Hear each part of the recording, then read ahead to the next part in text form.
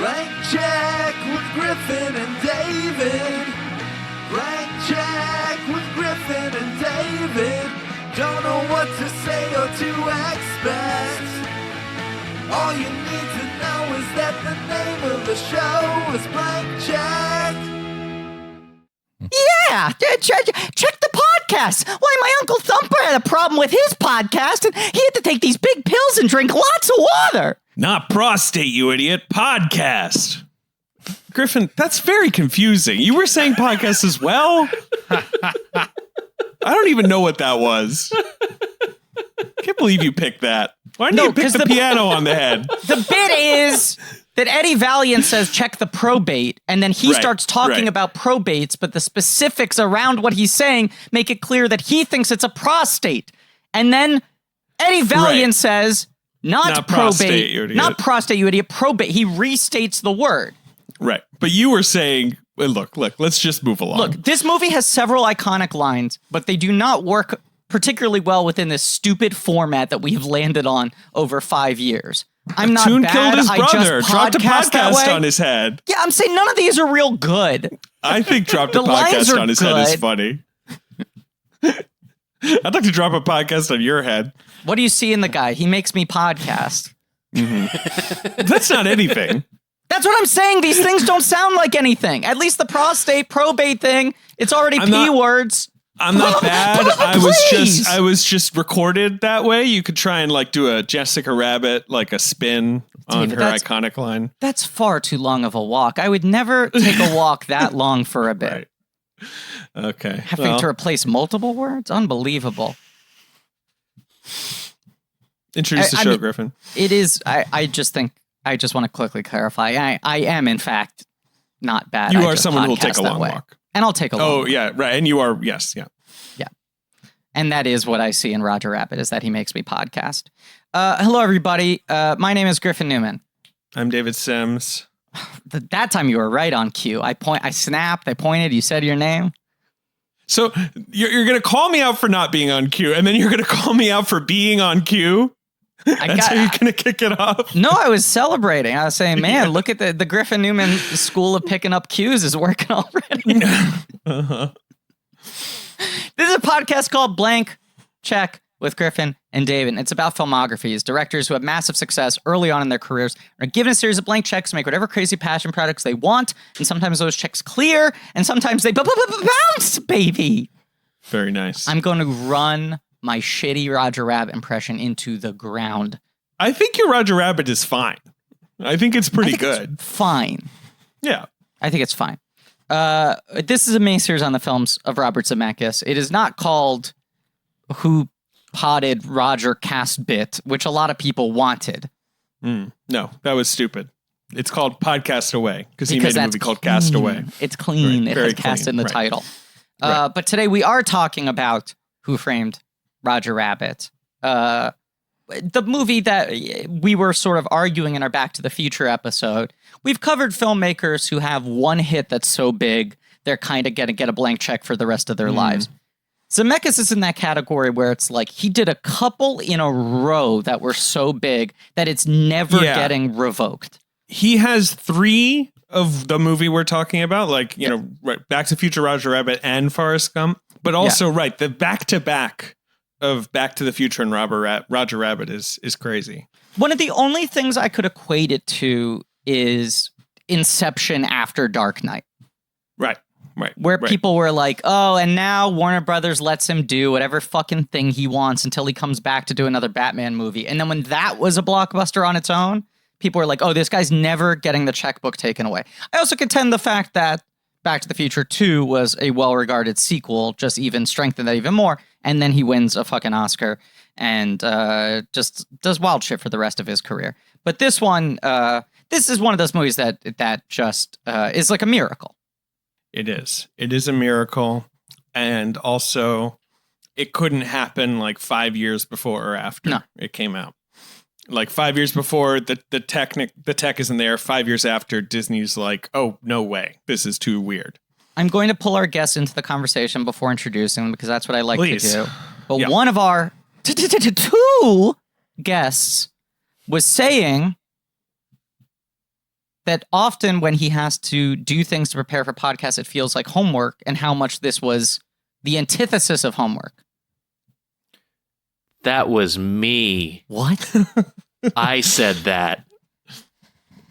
I definitely, anytime for me, especially my own podcast, but anytime you're guesting on something and it's like, hey, you got to listen to this album, read this book, watch this movie, etc. It always is like a little bit of okay, well, I have to do this obligation, which is fine, whether you enjoy it or not. But here, just like minutes in, I was like, this is fucking great. It'd been How probably long 2 had it decades. been? Right. Probably 20 years since I'd seen this movie, which I've seen maybe twice before. And just rewatching it, I was like, man, it's unbelievable how dazzling this is to look at and how compelling it is as a story and how great the performances are all around. I was like, this is fucking great. I'm having the time of my life. Our other guest had a shocked face at our first guest saying he'd only maybe seen it twice before. Have you seen this film a lot more often? I'm going to drag you into speaking before we introduce you. Yes. First of all, I don't like homework. I've never liked homework. Hey, in the words of Blink-182, work sucks. I know. So because of that, I consider this homework. I didn't watch it. It's going to be a rough episode. Oh, boy. No, of course I watched it. I love the movie. I've watched it plenty of times. I actually, the last time I watched it before I watched it for this podcast was only a few weeks back. It was on. It was, I think it was either on TV or I just had it. But Nick, like you, I think up just a few years ago, I hadn't seen it for like 10 years or so. It was like a long stretch since I had seen it. And then when I watched it, I was like, oh, this is just one of the top, to me. I mean, is this saying too much already? Like a top 25 movie of all time. I love it. I mean, David, you previously said it's your pick for the best film of 1987. David keeps very detailed spreadsheets of 88. every year. 88.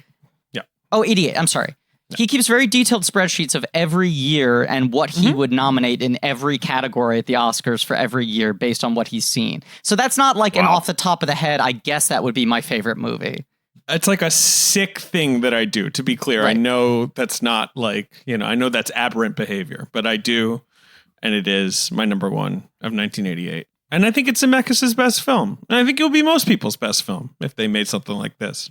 It's just one of those things where you're like, this is magic. Like, no one strikes twice on something this sort of accomplished and ambitious and like just like purely entertaining.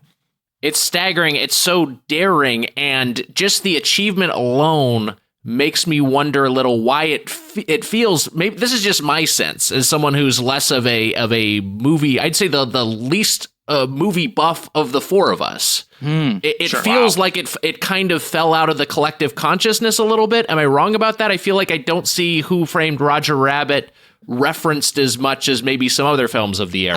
I have a couple thoughts in regards to this, but now I feel like I can finally introduce you guys, ladies and gentlemen, from the Doughboys podcast. Platinum Play Club level guest, Nick Wiger. Wow. Mitch Mitchell. I don't get platinum. I'm just a regular. I said but guests. We're both. Platinum Play Club level guests. Oh, the two of you. The title applied to both of you. All right, fair enough. You're wrong about Mitch. Well, we plan these episodes far in advance. We have miniseries planned out far in advance. When we knew we were doing Zemeckis and we knew we were going to be recording from home and thus doing more Skype episodes and long distance guests, we reached out to you guys immediately and said, take your pick of any Zemeckis movie on the list. And I feel like both of you came back with Roger Rabbit as a consensus pretty quickly. And I'll say, Mitch, I've been tempted to watch this movie so many times over the last 6 months. Because so many times it has felt like that would really hit the spot right now. But I've sort of been holding off and edging, waiting for maximum impact. I wanted Roger Rabbit to get me there, if you know what I'm saying. But it is just kind of such a miraculous film. And in the sort of weeks and months leading up to this, not watching the movie, I was sort of doing a lot of digging around the context of this film, because David and I are kind of source of context. And I feel like there are a bunch of weird X factors that resulted in this movie turning out as well as it did that could not be replicated, as David said, 5 years earlier, 5 years later, not just the technology, but the circumstances of Hollywood at the time. The like daring of it. Yeah. Now, like imagine Disney allowing something like this through the net now, like they never would. That's the thing. Even I mean, your time frame was so specific, and I think, correctly so, because, once a Little Mermaid and Beauty and the Beast are on the scene, like the same thing. There's no way they're gonna go back to this. Wags, that's the cornerstone of my argument, is that Little Mermaid's the following year, and that is the last time, like, once they've reestablished that, there's no need for them to take this sort of risk ever again. And it's like the 1980s were that period where Disney was like teetering on the edge, maybe going under. There was that fear of like... Much like The Rescuers. Much like The Rescuers, they were on the verge of going under. No, thank you. Sorry. Thank you, Nick. I'm sorry, everyone. But I feel like people talk about that Disney wasn't viewed as a legitimate studio. Their animation department was like a shell of what it previously was. And, I think there was this thought that like Disney might only be an experiential company. It might just be the theme parks. They might not really be an entertainment company anymore. And the thing that's keeping them afloat at this point, just to give you an idea of where Disney is, like its biggest hit in the 80s before this, Splash. So on the family side is what, like Tron, like Fox and the Hound, like it's really like they had nothing. Right. You're talking their biggest hits are movies that underperformed.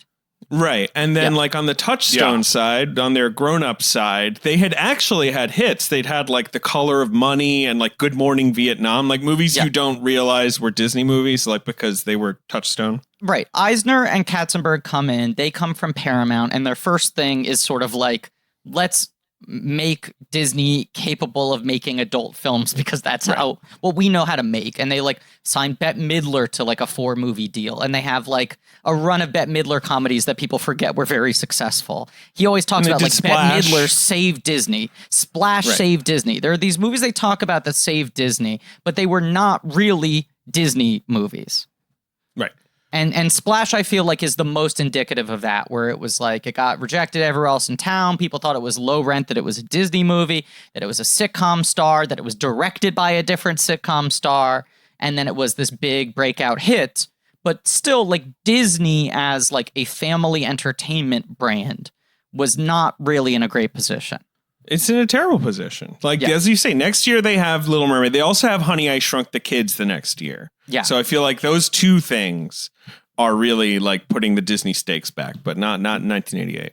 Was Dick Tracy Disney? Yes, but that's 91 or 90. Okay. Dick Tracy, is it Disney? Yes, absolutely Disney.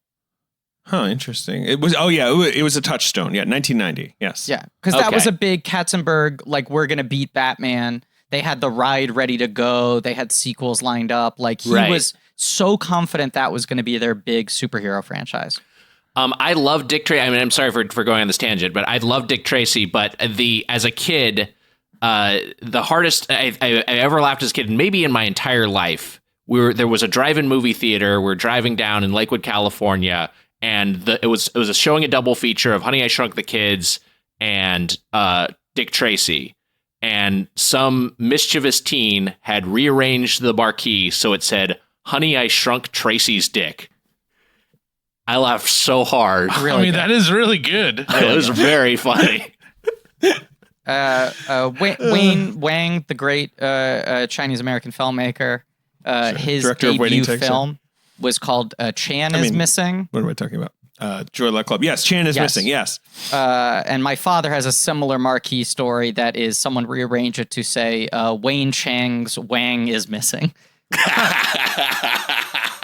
Yeah.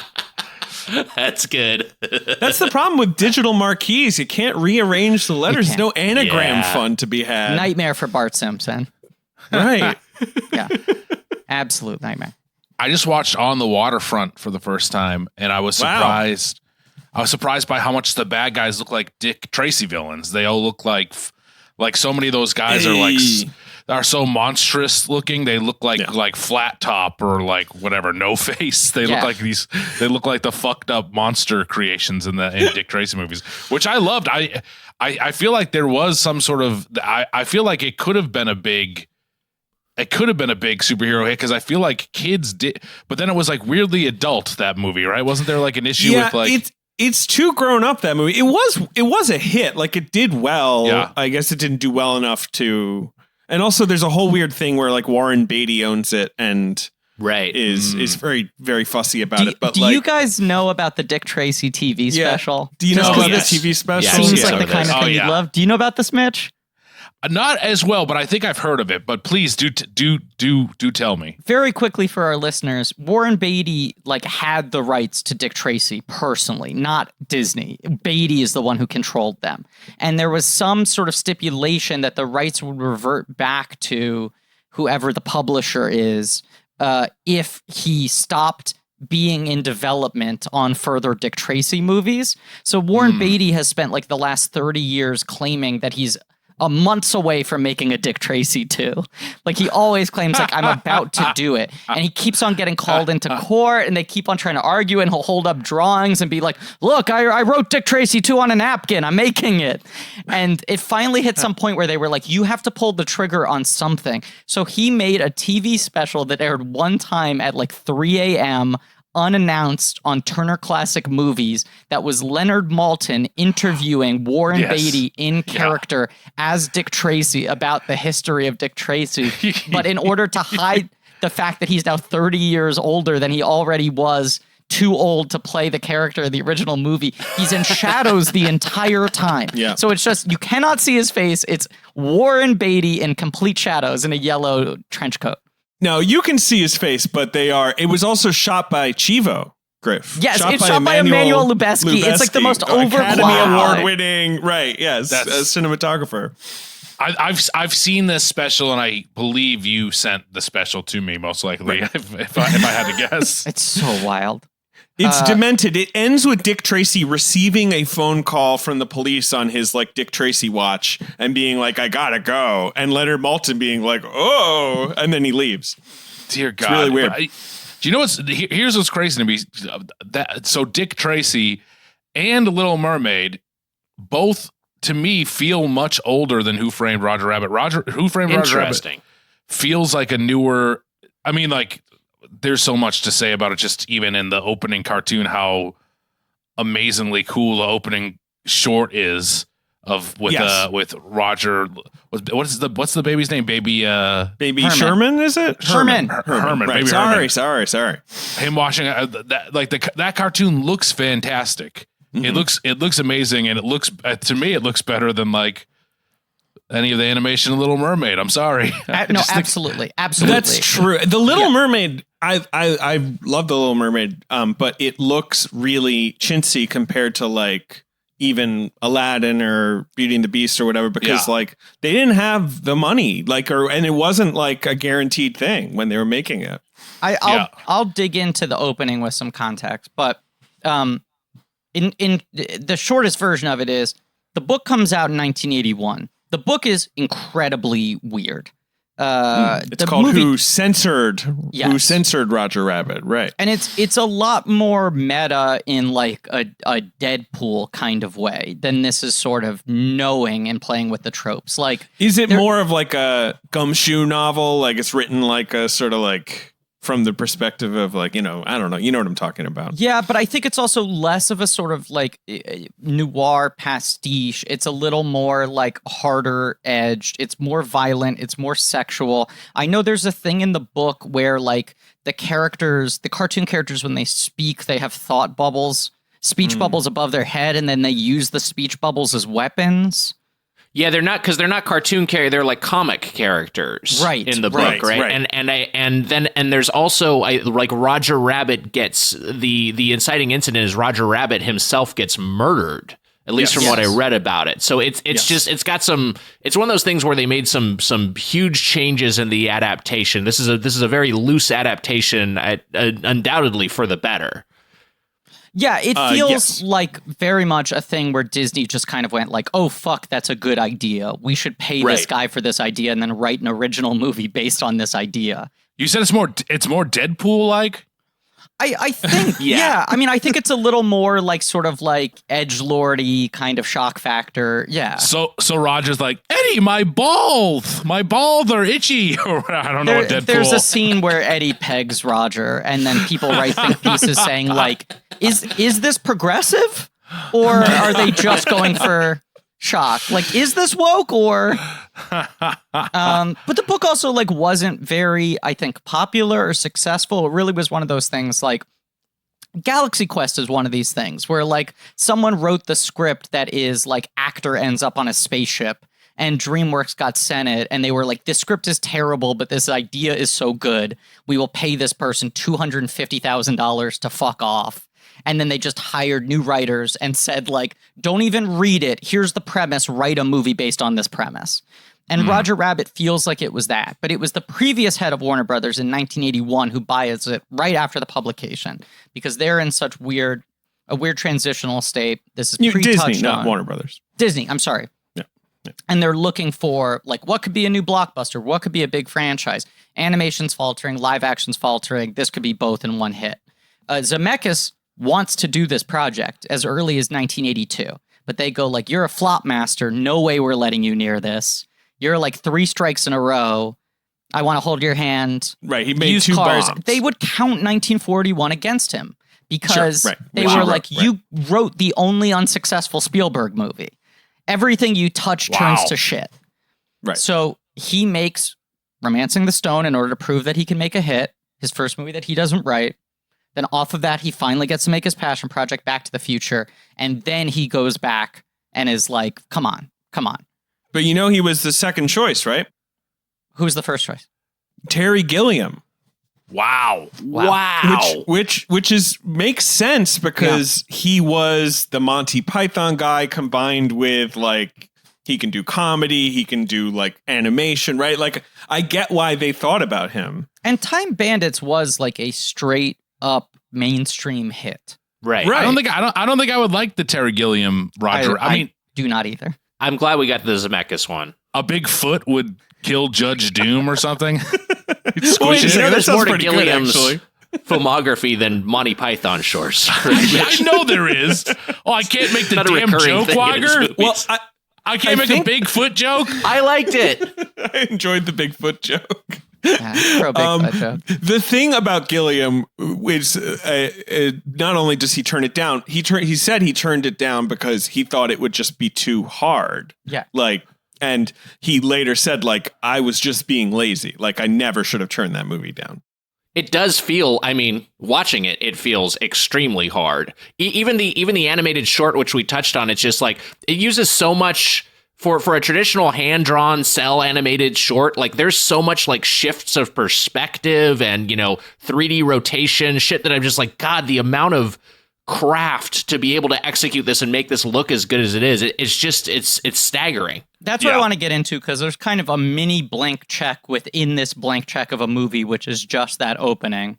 Because you have the other main author of this movie is Richard Williams, who was the animation director. Got it. And has his own sort of weird filmography.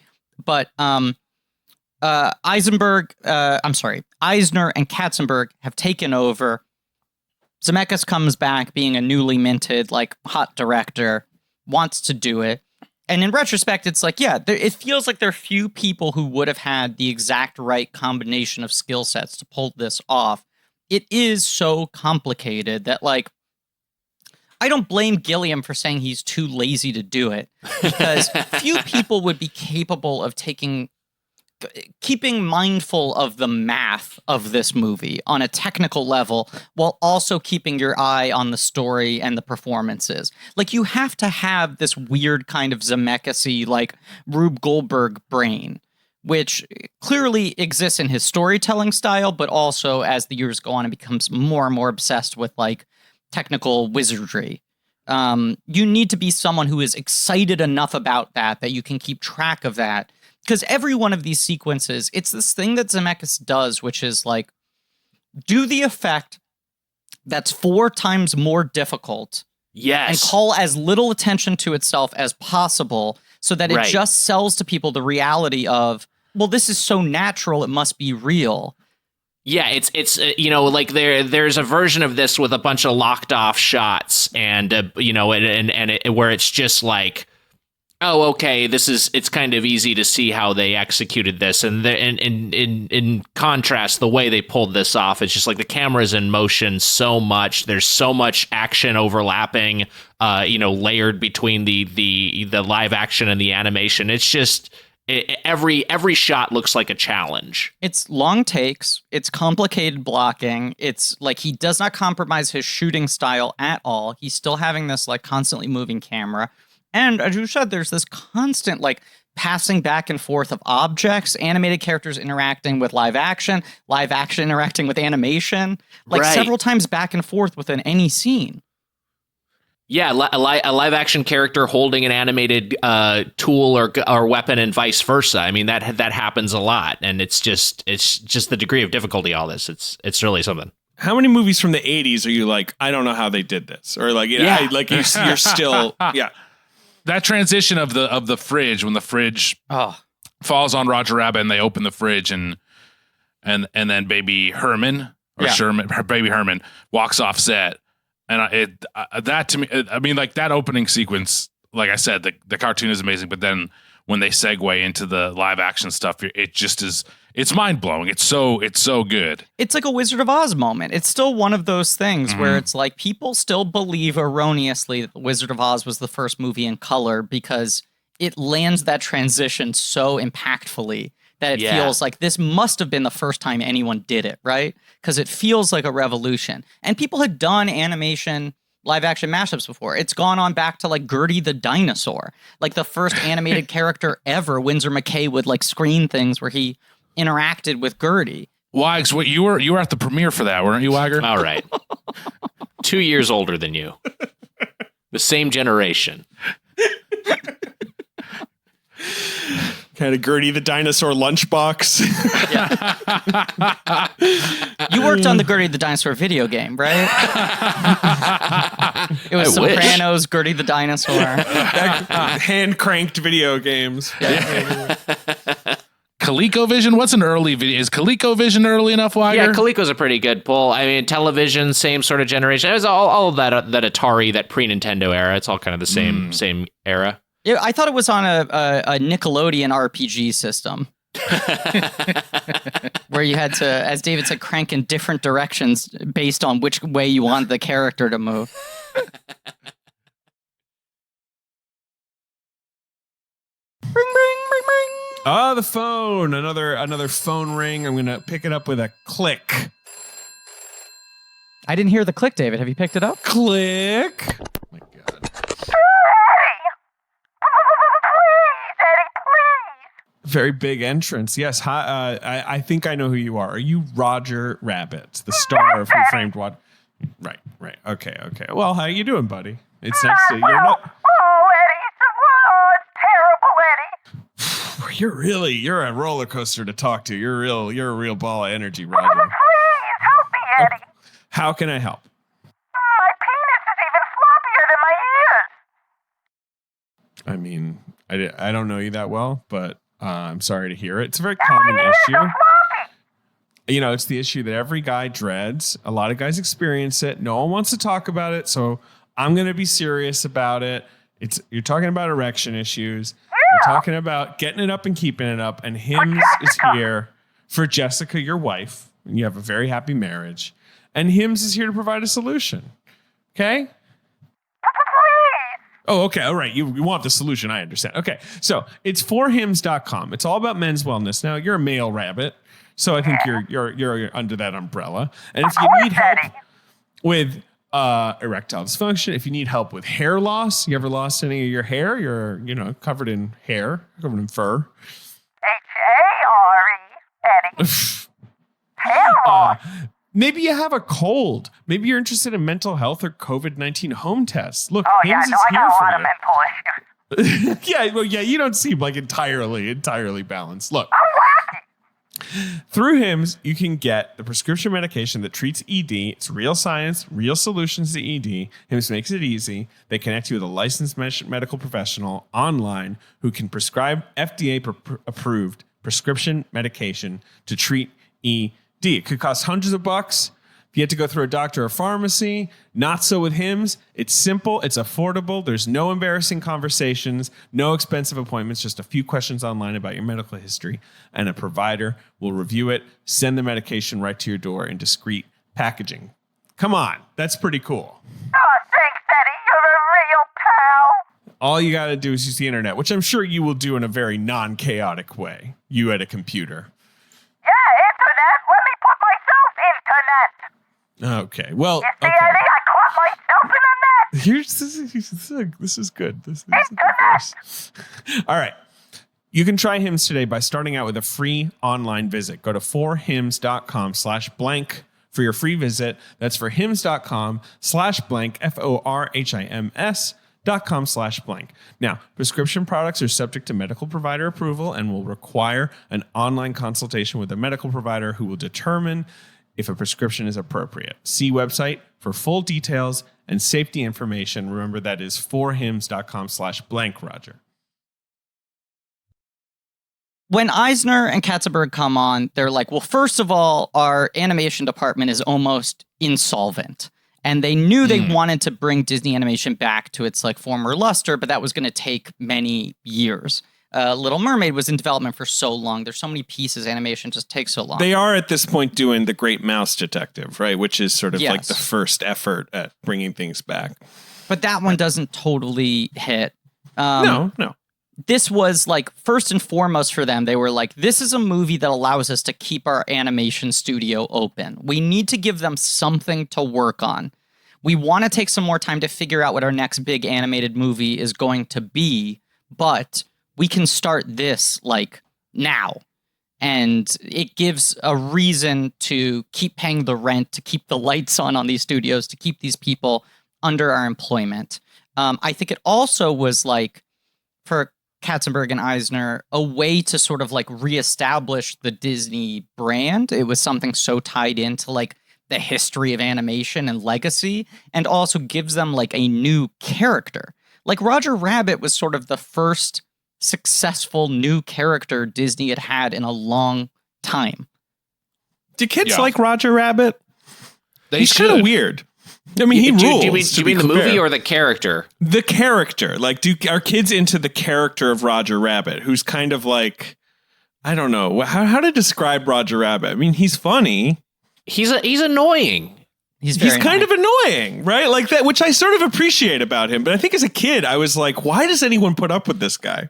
Yeah, I mean, I think that's kind of the greatness of the character in the context of this narrative, which is that you get why Bob Hoskins' character is so fucking annoyed with this rabbit. Like, you completely relate to him, and it's not like, hey, there's a version of this movie where Bob Hoskins feels like the adult who can't have any fun, and it's just, which he is at some level, but exactly. No, but you're right. You're right. I have a take on what Bob Hoskins' character is supposed to be in this, and I don't know if I should save it for later if you want to hear it now. No, let's do it now. Yeah. My take on Bob Hoskins' character is that he is a person who is rejected by Hollywood. So I mean, that's not that deep, right? A lot of people probably think this, but no. But I get where you're going with this, right? If this is a movie about the industry, which it is, right? Yeah, it's a movie about the industry. This is a guy who doesn't like to laugh anymore. So he's like a jaded person who works in the industry. And then at the end of the movie, he basically learns how to like laugh again. He does the big performance that saves the day, and he kisses Roger on the lips. And that's basically him like not giving up on that town, not giving up on that dream, basically, is kind of the way I see it. Perfect. Yes, I totally agree. Nailed it. It's the thing that happens to people who want to go in the entertainment industry is either you want to do that because you're a monster who is looking for power, or because you love stuff. Like you're like, I love movies and TV shows and performing. I'd love to do that. To be clear, the three of you are monsters looking for power, Absolutely. right? That's okay. Right. Power-hungry monsters. Wiger and I definitely have a Roger Rabbit, Eddie Valiant relationship. We're at once both grumpy and annoying. I remember I came over and you hid me in your sink one time, Wags. The song's Benny the Cab? I mean, Roger is just defined by like the handcuffed gag, his best gag, right? Where he's like, you could have done that any time. And Roger's like, no, only when it was funny. And they're like, the best line. It's the best line in the movie. It gets me so every single time. Like, I'm like that kind of like perfect screenwriting that gives you a little flutter where you're like, oh, that's the character. Like I get everything that's charming and annoying about this. Well, I think the other interesting thing about Roger is that he's the dilemma. Like in this movie, he is positioned as he is the conflict. His existence is the conflict. His proximity to Eddie in all scenes is the conflict. So the character has to be annoying in a way that like these classical kind of animated comedy characters like Mickey and Donald and Goofy and Bugs and Daffy and Porky, whoever, aren't. Where it's like you have these archetypes of like the cool, calm, collected, in charge, like, you know, run circles around everyone, kind of like Mickey Bugs thing. You have the put upon, like irascible, low status, fighting for respect, Daffy Donald thing. And then Goofy and Porky fall into that thing of like well-intentioned, but always kind of like struggling to stay one step ahead. And Roger's actually like an impediment to most people around him. Like he makes things worse. Is he also like, and I feel bad saying this, but is he a cuck? Like, is he into that? Like, I feel like that it kind of is brushing up against that with the whole Jessica Rabbit thing where like he wants the photos and he's upset, but then he's making, you know, is there like a whole other layer? Like the Roger Jessica dynamic is very, I hadn't thought about it and that way until this rewatch. I'll let Nick answer this. Nick. All right. He is like, you know, I don't think he revels in being humiliated, which to me, like, it seems like it seems like he is genuinely, you know, distraught by the allegations of infidelity. So I don't know, but maybe that's what's going on there. It's just he kind of gives her a break, and you're like, well, he's forgiving, he loves her, he trusts her. Then that's the bright read on it. They just have. Their dynamic is slightly underexplored in the movie, and I was thinking about it more this time around. But also, Jessica always talks about him as if he's an alpha. I mean, I know that's sort of one of the running jokes of the movie, but she always makes it seem like A, like you will not believe how much of a man he is, and B, like he's kind of an innocent. I have to get involved in these things to keep him clean, you know? Yeah, I agree with that. It is that sort of thing of that. To me, he is just that sort of guy who is respected for how good he is. You know what I mean? When Betty Boop is like, she's so lucky to be with Roger, you know, that kind of joke that we just seen this beautiful woman and this beautiful cartoon woman and she's lucky to be with Roger. And I think it's going on like that sort of show business aspect of, like someone who is like a Bob Hoskins or something, like a guy who you would be really attracted to just because of their talent or something. But also, especially in comedy, like how many wildly successful people in comedy do we know who like don't know how to tie their shoes? Sure, you know, sure, right. Who can't make pasta? That's what I always say. Right, David's go-to is comedy boys who can't make pasta. Right. Yeah. Right. I legitimately worked with someone, a very well-known, very extremely talented comic who I watched them backstage have their manager assist them putting their belt on. Right. Like it's kind of like, you know, Wiger, it is just to let everybody know it was me. Yeah. So yeah, that archetype definitely exists. And I guess Roger Rabbit kind of is that. He does seem like someone where it's like, well, how can you function? Really, all you know how to do is perform. And when he's allowed to just sort of like be himself, like in that bar scene, he's still just like on. He's still just performing. There's no distance between his on-screen persona and who he is in the reality of this world. And he's kind of a savant. I mean, he has no strategy. He has no impulse control. I mean, it's one of my favorite bits in the entire movie is the a shave and a haircut 2 bits thing, where it's just Yeah. like he is so beholden to comedy in that he literally was like created to do comedy that it's the only impulse he has at all times. One of my favorite moments in the movie is when he's watching Goofy and he's like, Goofy, he does it better. I don't know the exact line, but he takes a hit better than anyone or whatever he says. Oh my God, I love that scene. I love him watching Goofy in admiration and awe. He has a reverence for Goofy, which that's so cool. And it is such a thing that you see or whatever, like like real comedians love other comedians and admire them and that part, just those little aspects of the movie are so all the little details in the movie are so amazing. Yeah. And it's also, we haven't touched on it, but it's kind of an allegory for race in America, and the tunes basically are non-white, represent non-white people. There's a lot of stuff like that. Yes, it's a ghetto. There's a second-class citizen thing, and also the movie is so overtly about like capitalism and like capitalism, leading to the decline of like public trusts and services within America. What we sacrificed. The whole red car thing is what happened. I mean, the movie's plot is basically like Chinatown. Yes. And like, right, that's all real. Like the auto companies and the tire companies like bought LA's red car company and put it out of business. Like that's a real thing that happened in the 30s and 40s. And it really was. There was a point, because it's a joke in the movie where Eddie's like, it's like, why? Who needs a car in LA? We got the freeway. We get the best public transit system in the world, and it's like that was true at some point. There was like LA had a renowned public transit system and trolley system that was completely dismantled. And they also reference when they're talking about building the freeway, which I was on this rewatch. I didn't realize that the freeway reveal was like his villain monologue at the end of the film. I thought that came earlier on, but I was like, oh, this doesn't happen until like the last 10 minutes where we get his true motivation. But so much of like what he says is like like a grim reflection of what reality ended up being, which is like no one will even remember that neighborhood when they're driving through it at 65 miles per hour, or whatever that line is. Right. Yeah. It's the destruction of like Los Angeles as a town in exchange for we'll be able to build so many shops. And you'll be able to get anywhere within 15 minutes.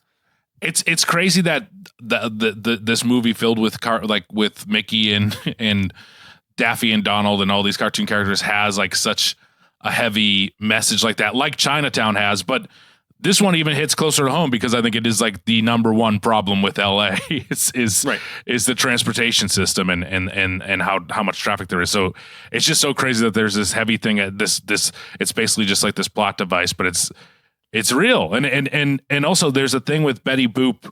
I was just thinking of this when she's a waitress. My favorite scene in the movie. And it's the equivalent. It's the equivalent of silent movie stars, basically, right? Yes. And it's so fantastic. That scene moves me to tears. I was choked up watching it last night, as I have been before. And it's not just that I like Betty Boop and like the implications that you're talking about, but like it's that she's the only tune that Eddie is nice to. Like Eddie is so hostile, especially in the first half of the movie, and he's really sweet to her in a way that almost suggests like, did they have something going on? Like, there's this kind of like old flame thing, and like it's such a touching little moment. It is. His line delivery on "You Still Got It, Betty" is just like unreal. I mean, we have to talk about Hoskins. I mean, it's, David, by it's the one way, of my David, favorite performances. Yes, go he's ahead. fantastic. David, you're really trying to figure out the DNA of this movie, in especially when it comes to the fucking. I know. I'm sorry that I've now brought it up twice. I don't know if it, but you know what I mean, right? Like it's not a flirtatious energy exactly, but there's like a warm sort of relationship there. But also rewatching it last night, like this was one of my most rented movies as a child. I feel like this was one of my default. If I'm at the video store, my parents are like, hurry up, and I couldn't pick something, I would always just reach for this and be like, I'll still enjoy Roger Rabbit for the 12th time. But I don't think I'd seen it maybe 5 or 6 years. And just watching it closely last night, I was surprised by how frequently it is overtly sexual. It's very horny. It's horny as shit. The booby trap. There are things like Yeah. that are like, those are things where you're like, Disney would never allow that now. Is Not that a even rabbit in your whatever. pocket? Are you happy to see me? Which I remember Right. laughing at as a kid, not realizing it was a boner joke. Right. Well, because that's like a joke you hear as a kid and you don't get. No. Yeah. Yeah, you But just, then when you it's just You're just like, know it's it's silly. a joke. Yeah. And there's like Jessica says like you're the best I ever had, even better than Goofy. Right. Damn, Goofy's fucking. Right. Like there's that's We weird know shit to Goofy think about. fucks. He has a kid. He's the one, Wow. right? Like he has. That's What's true. his kid called? Is Goofy's kid Max. from Jessica Max. Rabbit? Maybe. I mean, Max. He's a handsome guy, right? Like he's maybe He maybe does Jessica have Rabbit. huge tits. Wait a second. Max is Jessica Rabbit's son. What a reveal that would be. But there's just so much shit like that. And like Joanna Cassidy, when she catches him with Jessica and his pants are down, Yes. there's this whole sort of like, you can't keep it in your pants, but it ties back into that whole like, oh, this is like unseemly. It's disgusting that you would fuck a tune. Right. Right. There's so much fucking in But this not movie. impossible, right? Right. Like it's more just like, oh, well, come on, right? Yeah. Well, because Jessica Rabbit's review is it's a tune review for humans. Yes. Like and it's full of a bunch of just horned up human men who wanted to look at the forbidden fruit of this sexy animated woman. It's a Cotton Club thing. It's like all Yeah. the performers are black and the entire customer base is white. It's like it is a forbidden fruit thing. It really hammers home the tuned like standing in it for a different race, basically. Right. And the industry is all white people, obviously, right? And they're in charge. Yes. You know, all the money is going anyway. I mean, what you're saying though, Mitch, about like, Eddie Valiant being this guy who's been like broken down by the industry and forgets why he even wanted to be part of it before. And Roger, I guess, being sort of like a savant who doesn't even understand what he's doing and has been Yeah. able to sort of just like coast through it blithely. Like he's gotten the sort of lucky path Oh, yeah. based solely off of talent. Two sides of the coin for sure. Right. But it's Yeah. also like this movie barely even traffics in metaphor, like down to the fact that the red car thing is just literally a thing that happened. It's more just sort of like using this sandbox to comment on actual power dynamics that happen, and not just in America, but also specifically, I think, the weirdness of show business. And I think this film is really keyed into the unsavory side of Hollywood that always exists, running counter to the idea of it being this like dream factory that just gives joy to people all over the world. And there's no greater distillation of that than this point in time when Hollywood is sort of just like popcorn. It's just like movies are miracles and everything's wonderful and it's people singing and dancing. And then Yeah. you would hear all these terrible stories about like the horrible things that were happening to people and children on, performance enhancing drugs and sexual assault, and like Eddie Mannix, who Bob Hoskins later played, these like fixers, who are like cleaning up movie stars' crimes. Like it's so keyed into that push and pull. And the Yeah. tunes are just representing like the brightest, sort of happiest output of it. But the way that humans talk about tunes throughout the movie, not just like Eddie having his contempt, but that scene the first scene with Maroon, when he calls Eddie into his office and Dumbo flies up to the window and he like makes his crack about like, I got him on loan for Disney. They work for peanuts. Like he's so dismissive of them. They're like circus freaks to him. Yeah. And that, which is also, and it's a great example of just like these little jokes that they just work in that are like little pun jokes that work great, but are treated in that the character treats it like it's a real thing. There's no winkiness going on or whatever, Yeah. So Zemeckis and Gale have this like comedy principle that in watching all these interviews and listening to commentary tracks for these episodes I've heard, and Gale didn't write this movie, but, Zemeckis' storytelling sensibility is very much tied into his development with Gale. They're like, our ethos for comedy is we don't really have jokes. Like everything that everyone says, they believe 100%. And we encourage our actors to play it as truthfully and as like honestly as possible. I said the same word 2 times, but the joke comes out of the circumstances being treated that way. And That this rules. is like the ultimate version of, it's one of the reasons why he's so right for this project is you have things like what happened to that guy? A tune killed his brother, dropped a piano on his head. Where when it's first introduced, you're like, this is just an incredible joke. Because it's you're a great just joke. Right. But and then it ends up being a major Hoskins plot plays detail. the drama, absolutely. Right. No, well, I mean, Joanna that's- Gleason, like, right, you have the two scenes where they explain it, where it's played so dramatically as if it were the tragic backstory in any noir film. But the comedy only comes out of the fact that it's like, Dropped a I guess piano on people his would head. actually die if you dropped a piano on their head. Yeah. Well, I mean, we give it up for Jessica Rabbit. I mean, everyone always talks about how Jessica Rabbit's a very sexy character, et cetera. But Dolores, she rules. She doesn't get enough. She's cool. Yeah, good character. Love Joanna Cassidy in general. Yeah. Blade Runner. She's got a lot of like great pop-ins, great like supporting roles in the 80s. We never hit Bob Hoskins when you wanted to give him love because he's great. Well, we got to talk about Hoskins. First, I want to run through Griff, and I'm sure you'll have some too. Some of the people that they wanted for this role. Because obviously, Hoskins is not the first choice. Like, it's the magic of this movie. Because like Back to the Future is a case where the movie's a miracle because they so nearly made all of the wrong decisions and everything got saved at the last time. Other than the Hoskins decision, Roger Rabbit's a miracle because you can't believe they approved all these first draft ideas. Like, it feels like everything should have been noted to death, but it speaks to the level of desperation that Disney was at, that they felt like this gives us a reason to keep the animation studio going. It makes us a place with a little more edge, so high-profile filmmakers want to work with us.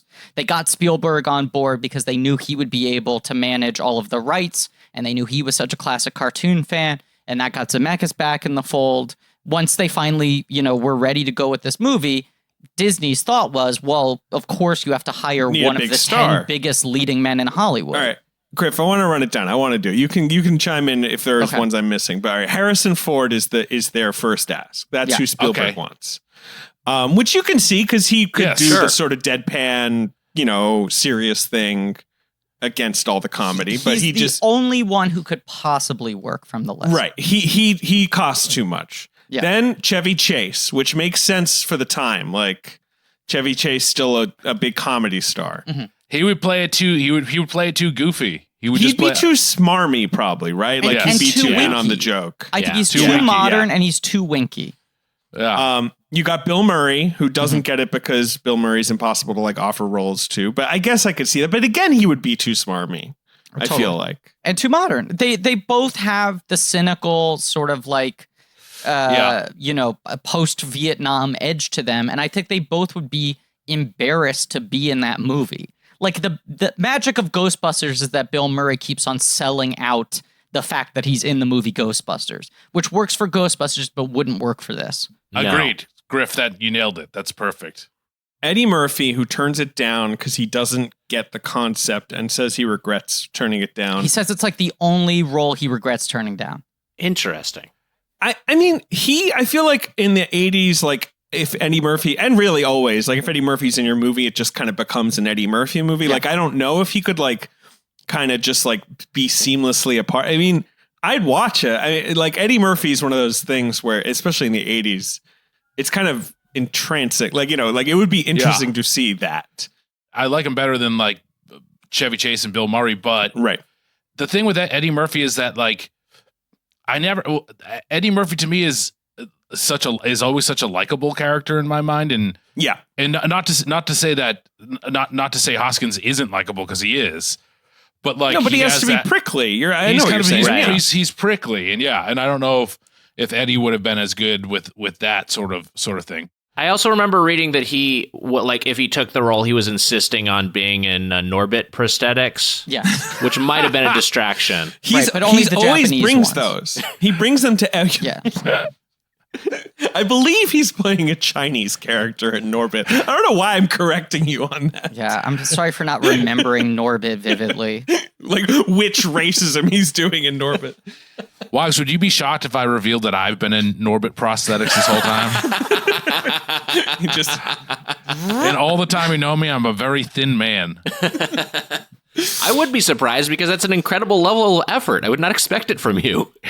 It's also like we talk a lot, David, about like movies using movie stars well versus misunderstanding them, and how if you're casting a movie star, you want to be weaponizing something in their persona and in the audience's relationship that they already have to that person. And Eddie Murphy's persona at that point in time was closer to being Roger Rabbit. Like Bill Murray and Chevy Chase, even though they were comedy stars, they were mostly reactors. Like they run circles around people and they clown on other people around them, right? Harrison Ford is obviously much more of a straight man, but Eddie Murphy's the dilemma in his movies. Yeah. Like, 48 Hours and Trading Places and Beverly Hills Cop, all three of those characters are the dilemma. The only movie he's made up until this point where he's kind of playing the straight man is Coming to America, but in that one, he's also the innocent. I was watching Nutty Professor last night, and it's crazy to me that Eddie Murphy at the same time plays like this heavyset guy, so emotional and like so real, and you really feel for this character. You really feel for Sherman. That's Sherman, right? And then we got Sherman and Herman. So he's like he plays that very real, but then at the same time, he's making like the movie is making like extremely mean jokes about fat people. Yes. But at the same time, he's really making you feel for the character. It's such a crazy that movie is great. His performance in that movie is outstanding. I think that is like maybe I don't know. I mean, best performance is maybe strong because has a lot, but like it's up there. He like won critics awards for that movie, like fairly deservedly, I'd say, because of what you're saying, Mitch. Like he weirdly taps into like the pathos of Sherman Klump. And I think that there is some realness there with Eddie Murphy, that I think that he is like kind of a misunderstood guy in a lot of ways, and I think that he could do it. But again, I still no one that beats Hoskins in my mind so far from this list. It might be as simple with Murphy as he was just he just would have been too funny. I mean, I think that's a big part of it. I have a whole theory. Do you have other people on your list, David? I mean, the rest of this list is one of those like casting articles, not the ones I just read, but then there's a whole list where I'm like, get out of here. Like some of them make sense, like, oh, Robin Williams, Jack Nicholson, Robert Redford. I remember hearing Clint Eastwood. Yeah, that's interesting. Yeah, the one on this list that kind of popped for me was Wallace Shawn. I don't know if they seriously considered Wallace Shawn, but that's interesting. He's of a similar profile. Come in. Here's my whole thing with Hoskins. It's the blessing in disguise of all A-list actors turning it down, because I think they probably, above all else, this movie seemed very risky to them. Like this seemed like a movie where if this doesn't work, this is embarrassing. You will look silly talking to a rabbit for 90 minutes if the technology doesn't work, if the tone isn't lined up, all of that. But I also feel like the star of this movie is the premise. Like the movie cannot handle the weight of someone bringing their movie star reputation into it and you filtering it through what this person does best and what we're used to seeing them do in films, and even things like Eddie Murphy being too young, or like beyond all of that, the fundamental breakthrough I had watching it last night is knowing how difficult this movie was to make. None of those guys would have put up with this shit. Like, you think about how menial making this film was, just take after take of lining up the geometry of like maintaining the eye lines and what where you have to grab what when and shit. Like the scene, which I feel like is quietly the most technically complicated, when the weasels come into his house and he's hiding Roger in the sink, and there are all these multiple gags where it's like he's got this fake handcuff on that's rigged to make it look like it's being pulled by Roger. They have like a pipe underneath the sink that will spring up to spit water in his face. They have like dishes being thrown. The weasels are picking up different objects. They're also holding physical guns. Like all this shit. Can you just imagine Harrison Ford being willing to do like that many rehearsals, that many takes, like being given that many notes? Like the story I've heard about Eddie Murphy is post Nutty Professor, once he realized, oh, I was able to do these scenes where I was the only person in them, and I was just sitting there with other stand-ins for eye lines, that he rarely does most of his footage in his movies now. Like, he has stand-ins who do anything other than a direct shot, and actors who have worked with Eddie Murphy are like, I barely met him, and he just comes in and does his coverage. And like, no one else would put up with this other than someone like Bob Hoskins, who, Mitch, fits better into what you're saying as like, you believe this guy is broken, has like given up. He's got such a coiled rage inside of him, which you really need. But also, it's like, you need someone who is grateful enough for this opportunity to be the lead of an American blockbuster, that they will put this amount of backbreaking work into making the movie work, when so often you're acting against nothing. Nothing, like, it needs to be someone who's hungry. It's also weird back then, right? Like, yes.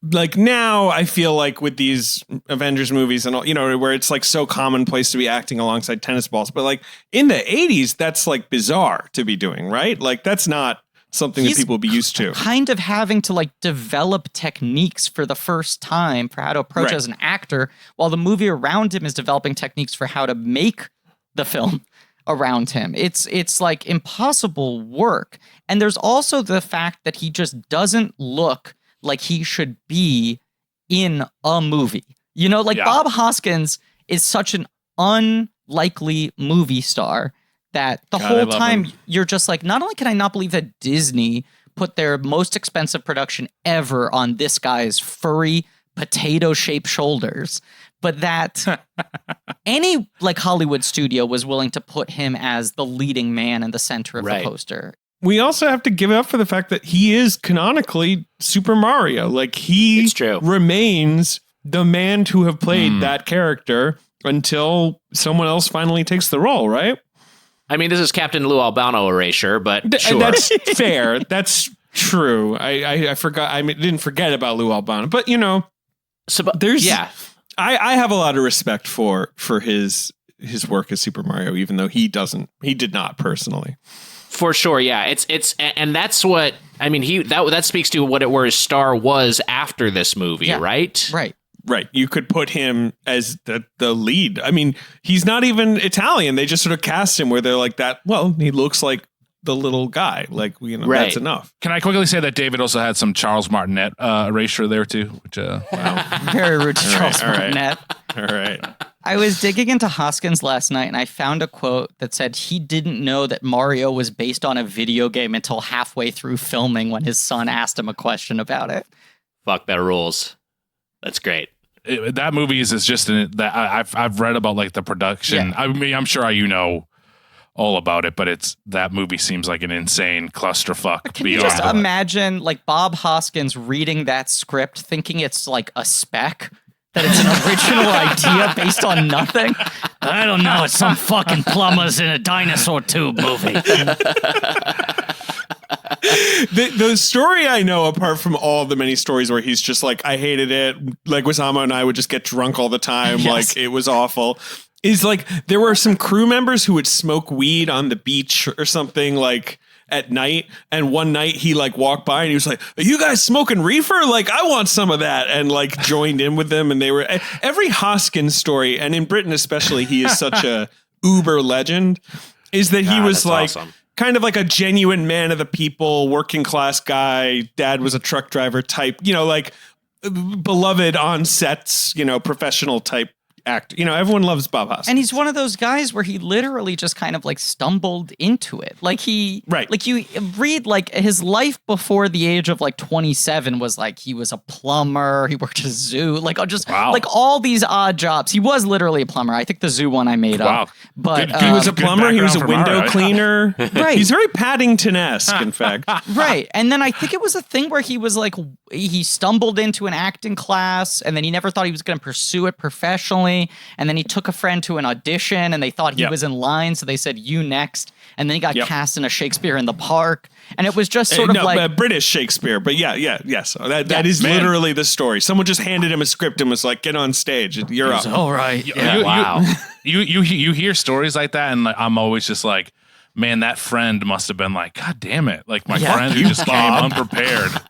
But he just was like a natural. And you also kind of can't teach that level of personality. You know, it's just this is a guy who's clearly like lived, you know, has like experienced things. And then, right, he does like Pennies from Heaven, which leads to his like 80s crime movie run where he does what's Long Good Friday, right, and Mona and then Lisa. Mona He gets the Lisa. Oscar nomination Right. for So this that. is And the weirdest thing. That's why he's at the level where they can Right. offer him this, right? He makes this British crime drama that's sort of like a breakout, like an art house breakout, and he wins every Best Actor award other than the Oscar. Like he wins the Golden Globe, he wins the BAFTA, he wins everything. He wins most critics awards. Like he was very much in line to be some odd British character actor who somehow won a one-off Academy Award. You know who he lost the Oscar Paul to, Newman, right? It was the one Color of those Money. makeup Wow. awards, right? Yeah, and he's always been like, look, yeah, it was an honor to be nominated, but like, I had the better performance that year, mate. Like he, right. like no disrespect to Paul Newman, but come on. Wow. But He that is so like, good in Mona Lisa. it puts him in that position where it's like he's just been this guy who almost won an Oscar at the moment where every other A-list actor has turned this movie down, and they were like, I don't know, Hoskins. And the fact that he looks like a guy who's actually in a noir movie, that he's not bringing any movie star baggage to it, that he's coming out of this like gritty crime sort of like patina that he had been in, and that he's just at service of the film and also like fully committed to figuring out the difficulties of the technology. It's like it couldn't have worked with anyone else or even someone. Even him under different circumstances wouldn't have worked the same way. Well, David talked about his cry moment, and I have a cry moment. Mm-hmm. And my cry moment is when Hoskins when he decides to try to make everyone like he's got to be silly and save the day. Mm-hmm. Oh And yeah. when he turns on the carnival or the what's it called, the merry-go-round, and starts singing and dancing. That to me, that's my cry moment. That like it's my favorite part of the entire movie when he's making the weasels laugh themselves to death. Is that seated at all beyond that shot on the? That's why I love that. Because on the desk, you see the one shot of him in the still photograph with his brother, his late brother, as circus performers, and then that's basically it. That's all that hints that he has this in it. There's a picture above that of his family in the circus. Oh, that's right. His whole family. That's right. You see his dad. I forgot. It's the exact same moves Zemeckis does in Back to the Future, where all of the background you're given on Doc Brown is photos on the wall in the opening credit sequence. And he does the same thing here where it's like the only Eddie Valiant backstory you get pretty much is photographs. Right. But it's so well done. I also, Mitch, get worked up at that. I agree that scene is great because he's so sincere about it, as he is in everything he does in this movie. It's such a sincere performance, and it wouldn't work. The movie doesn't work without it. The one that really gets me is the scene when he gets the camera from Joanna Gleason, has to develop the photo roll, which is from the vacation he went on with her and his brother. Oh, yeah. And he's looking at the photos while drinking, which is what then turns into the big Zemeckis camera move where you get all the backstory from the photos. But like his turn from the looking at the photos, you're seeing him smile for the first time in the entire movie. And then he just becomes overcome with grief at the loss of his brother. That's the other thing. Is like not only is so much of the movie him acting against characters who aren't actually on set with him, like animated characters, there's so much of the movie that is Hoskins, like Eddie Valiant in a room with no one else having to drive the story, where it's like detective stuff where he like looks frustrated and then he notices something out of the corner of his eye and then he picks it up and looks more closely and then he has the aha moment on his face and then he needs to have that turn of like determination of I know what I need to do next. And that's the hardest fucking shit to do as an actor because it's like so unnatural and it's all indication in the way that like acting teachers try to beat out of you, like don't indicate, just feel it.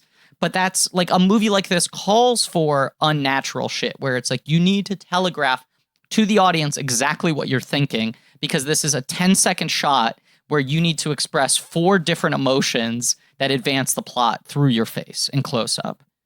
Even if you pull this off, they're not gonna nominate you for an Oscar. Yeah. Like, you know what I mean? You're not gonna your performance is never gonna be lauded like it should be because he's so good in it. And also, like, as much as he did have a boost to his career after this, if you're serving the movie well, you're not going to be the guy who pops off of this. Like, this is not a movie that makes you into a conventional leading man. It maybe makes you more bankable because you've been in a hit, but it's like you're going to play grumpy, you're going to play irritable the whole movie. You're not fun. Like, Roger's the character they're going to make merchandise off of. He's the character that kids are going to like. For so many years, they were trying to make sequels to this movie, and a lot of them didn't have Valiant in them. Like, it was like, if this thing became a franchise, it would have been Roger as the franchise. That's my favorite kid in the world, a kid who loves Eddie Valiant. He's got their plush Eddie Valiant that they sleep with every night. Eddie Valiant doll. David?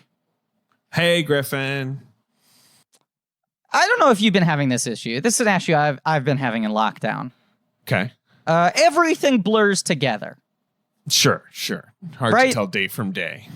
Very hard to tell day from day. Very little separating the days. And so the basic parts of the daily routine, I find myself forgetting whether or not I have brushed my teeth 30 seconds after I brush my teeth. Yeah, you know? Of course I do. Yes, of course. The old classic, if you're not keeping regular hours, sort of hard to remember. But David, and I'm certainly keeping irregular hours, but David,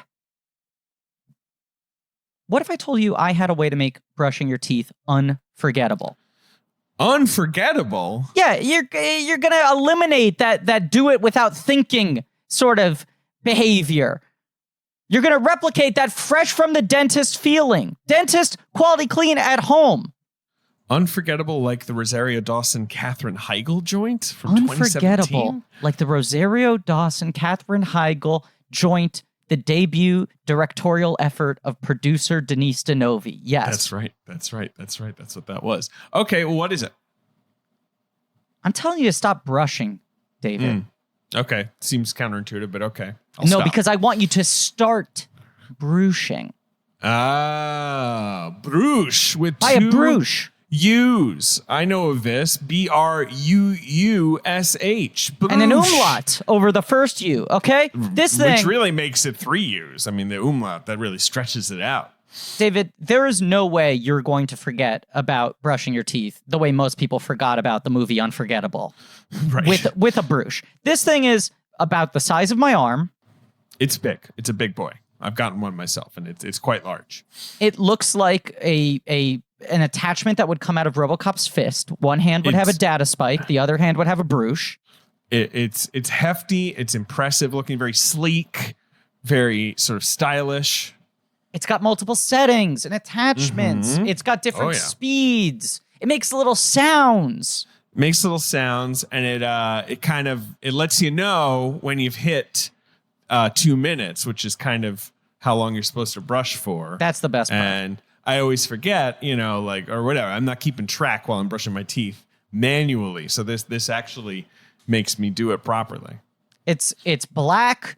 The one I got, it's very sleek but hefty. It's got this sort of industrial look to it. I threw my lightsaber toothbrush in the garbage. I don't need that. It's time for a grown-up toothbrush. Yeah, because listen, a manual toothbrush, you clean your teeth 300 times a minute. Brush cleans it 31,000 times a minute.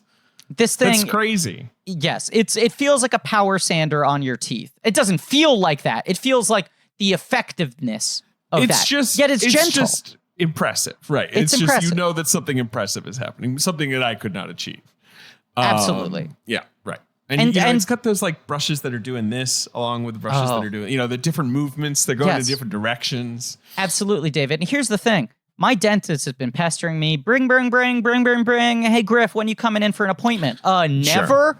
Wait, Sure. I'm going to let people touch their fingers into my mouth in the middle of a pandemic? No, thank you. I don't trust anything or anyone except for my brush. Well, there's something fun that I feel like our listeners should know, which is they can get 15% off Brush when you use promo code CHECK at Brush.com. Oh, that's huge. Crazy. You can try it 90 days risk-free and get a 2-year warranty. All you got to do is go to BRUUSH.com, promo code check. That's it. So you're telling me I get 15% off an electric toothbrush, plus 3 brush heads, plus a magnetic charging station, plus a sleek travel case.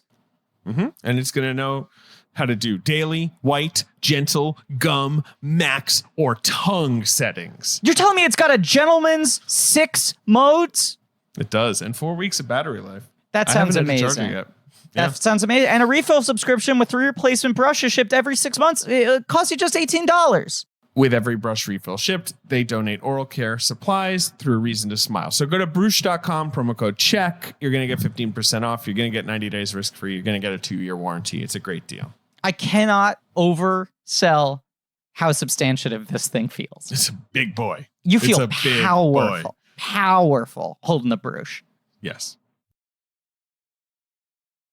David, you had an observation when we were texting beforehand, and you're talking just about how this film reflects Hollywood. Like, you did, was it? Correct me if I'm misstating, but I think you said this is maybe the best film ever made about Hollywood. I was reflecting on that statement while I was watching it, where I'm like, is there a better one? And I'm like, because there's like, the bad and the beautiful, right? Like there's sort of like classic, 50s golden age Hollywood movies that are, about like how the industry, but like,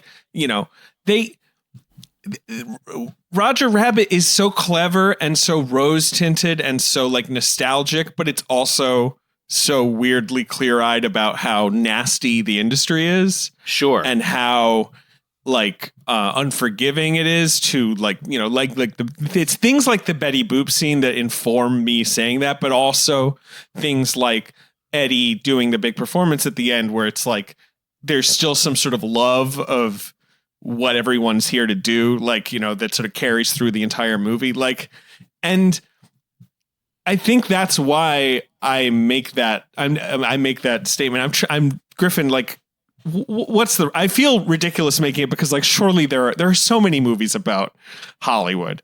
I mean, I think you're kind of right because it feels like the movie that gets at the most sort of ecstatic truth of what Hollywood is. Right. And I think it is that weird combination of like Zemeckis and Disney and Spielberg as a triumvirate allows you to capture the magic of Hollywood and the like gee whiz, the movies, and that sort of like rose tinted golden age, like, don't we just love people putting on a show for us kind of thing.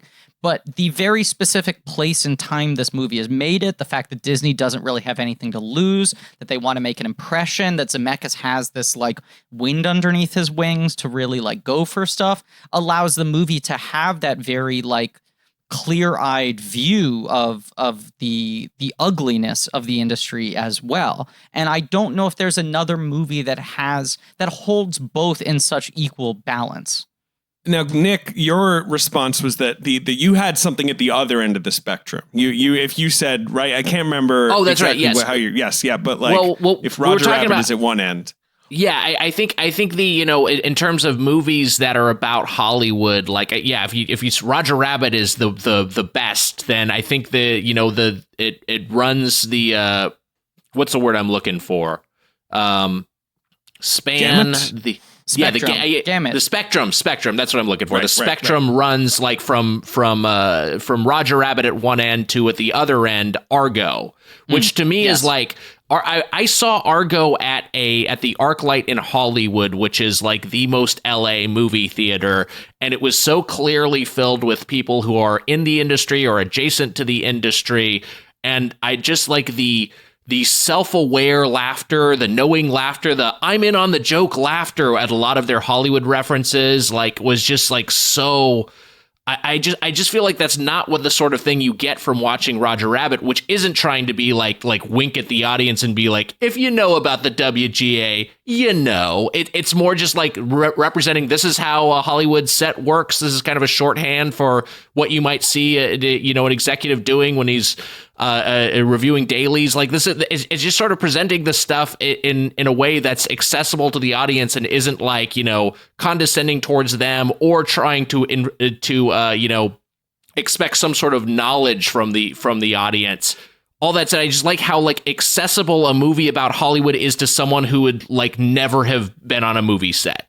Like you just sort of like you get all of it. It's just communicated so effectively. It's kind of wild how little exposition this movie has, both in terms of setting up its fairly complicated plot and mystery, and also in terms of movies like this always do so much like we don't trust the audience table setting of like, yes. So a movie is a thing that people sit down in theaters and watch for 90 to 120 minutes. Like the movie is so good at conveying all the rules of itself to you, and both the imagined rules that they've created for this fantastical world and also the rules of like, this is how things worked in this time period. This is how show business works. And I also feel like this movie has none of those moments that something like Argo has where you're like, come on, guys, you know that's not how it works. Yeah. Like, you make movies for a living. You know that would never happen. It's like a perfectly easy movie to watch. Like, you know, it's enjoyable, but like it is crazy to reflect on Argo and you're like, right, they made a movie about like the Iran hostage crisis and all that, you know, and the seriousness of this. And the ultimate takeaway of Argo is kind of like, yeah, you know, guys, we just here in Hollywood, we love the movies. Like that's it's such a weird movie. And the Oscars responded by being like, Ben, you did it. Best picture of the year. Like, congratulations, Ben. You're back. You know, you're back in Hollywood. Back. You're Batman. Like, that's it. You're going to be Batman. Like, I know that that's a real thing that happened. Like, I know it's based on a true story. It's just wild that sometimes when you watch Hollywood distill everything into like, you know, just when it comes down to it, it's just about making stories that people love. Right. Yeah, I can't think of another movie that's able to hold both truths at the opposite ends of the spectrum simultaneously. You know, it's like either movies are just fully selling the lies that Hollywood tells itself, or they're just wallowing in like the seedy truth, the underbelly. And it just feels like this movie is weirdly clear-eyed about everything. And it helps also that Zemeckis is such a nostalgic filmmaker, but he's always had that slightly cynical edge. I mean, it's this thing about him being like the ultimate boomer, but he's always sort of trying to approach things with like a little bit of a Mad Magazine-esque, like satirical deflation. And this is the movie where I think he balances those sensibilities the best. That's the other thing with this movie is it doesn't feel like a noir parody. It just feels like a proper noir film. Yeah. But it's not right. It's not winky in the way that could be annoying. Like, you know, or like I don't know, like Dead Men Don't Wear Plaid, which is not a bad movie. But you know what I mean? Like where it's just like, okay, I get it. This is a total pastiche. I get it. It's not a pastiche, really, which is so odd. Right. Exactly. That's what I mean. Right. There's a Back to the Future 3 interview, like from a making of thing, where Spielberg is like, the great thing about these guys is it's not just a good Back to the Future movie, it's actually a great Western. Like, this could stand up there with My Darling Clementine. And I've always called bullshit on that. I'm like, Back to the Future 3 is a much better Back to the Future movie than it is a Western. Right. It is just a Back to the Future movie with Western trappings. But this is the one where that actually applies, where it's like, that he made a pretty fucking good noir movie, even if you take all the tunes out of it. And it actually has like a mystery that you're kind of trying to solve with a satisfying reveal. It doesn't feel like, as much as the highway stuff is barely even foreshadowed. I mean, you're just sort of seeing the cloverleaf signage and stuff. And you see the, what do you call it? There's the discussion of the train cars and all that. But it's that thing I think I said in the used cars episode that like Zemeckis' superpower is pointing at Chekhov's gun and convincing you that it's just decoration on the wall. And there's so much of that where he like has plot setup disguised as jokes that you accept as, well, that isn't something that's going to pay off later. That was just for that one gag here, or is just sort of world building or whatever it is. The movie works on those grounds, and then you add in the tune stuff into it, and like all of its themes become more resonant, and also it just becomes this fucking magic trick movie where you still cannot process how they made it. Where would you rank this as far as noirs go? Would you say this is this in like your top top 5 film noirs, or I'm Griffin Newman. I would rank it in my top 5 noirs, but I feel like that answer is weighed by the fact that my biggest complaint with most noirs is not enough tunes. Right, Roger Rabbit not involved. Like, I like Detour, but there's no giant mallets over the head in Detour. I do love many a noir. I have never been asked to consider whether Roger Rabbit would crack my 5 noirs. I don't know. I love it as a Hollywood movie more than I love it as a noir. But I think it is. I agree with you, Griff, that it's a great noir. can I say, just to talk about the Donald versus Daffy piano scene, just because, of course, it's just one of the best scenes in the movie. And you also get to see like 2 sides of Daffy. You see Daffy go into like berserk Daffy mode, right, where his hair is insane, and that entire scene is fantastic. And then I want to talk about on the opposite end. I want to talk about the saddest scene in the movie, which is the shoe getting put in the dip. Oh, That poor fucking shoe. we haven't even rough talked scene. about Judge What a Doom at all. We haven't death. talked about Judge Doom. Yeah. Yeah, we Wow. got to talk about Judge Doom. We got a lot still to talk about. We might put a kettle on the iron, David. This might be a 12-hour episode. No, this is not going to be a 12-hour episode. This Fine, is gonna, 11, deal. Put the kettle on the iron, David. It's 11. Why would I put a kettle? All right, guess. Put a kettle on the iron, David. Spielberg is like, that's the other thing with this movie, is this movie could only be made with the participation of Spielberg at this point in time, because it's like, this is the only time Warner Brothers and Disney characters ever appeared on screen at the same time, which could only happen because Steven Spielberg was so powerful. Every single person in Hollywood wanted to be owed a favor by Steven Spielberg. So studios would work against their best interest in exchange for an IOU from Spielberg.